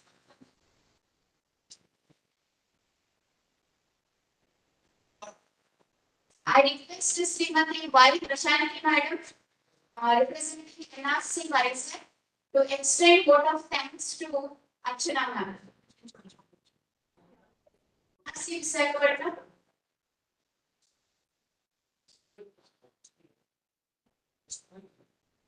NRC Visakhapatnam, please respond.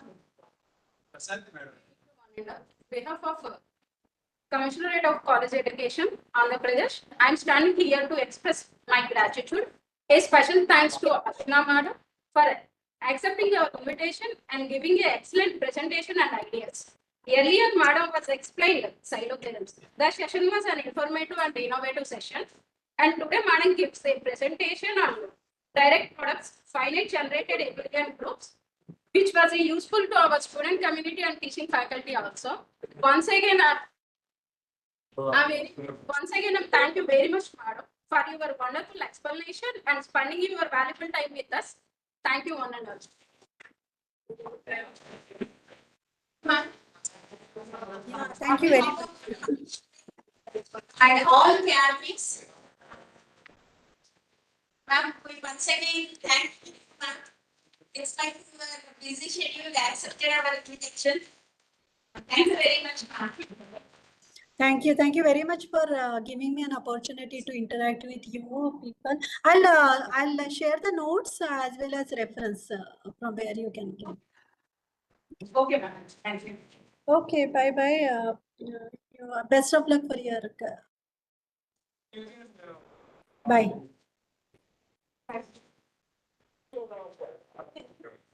Next session is valedictory. Thank you.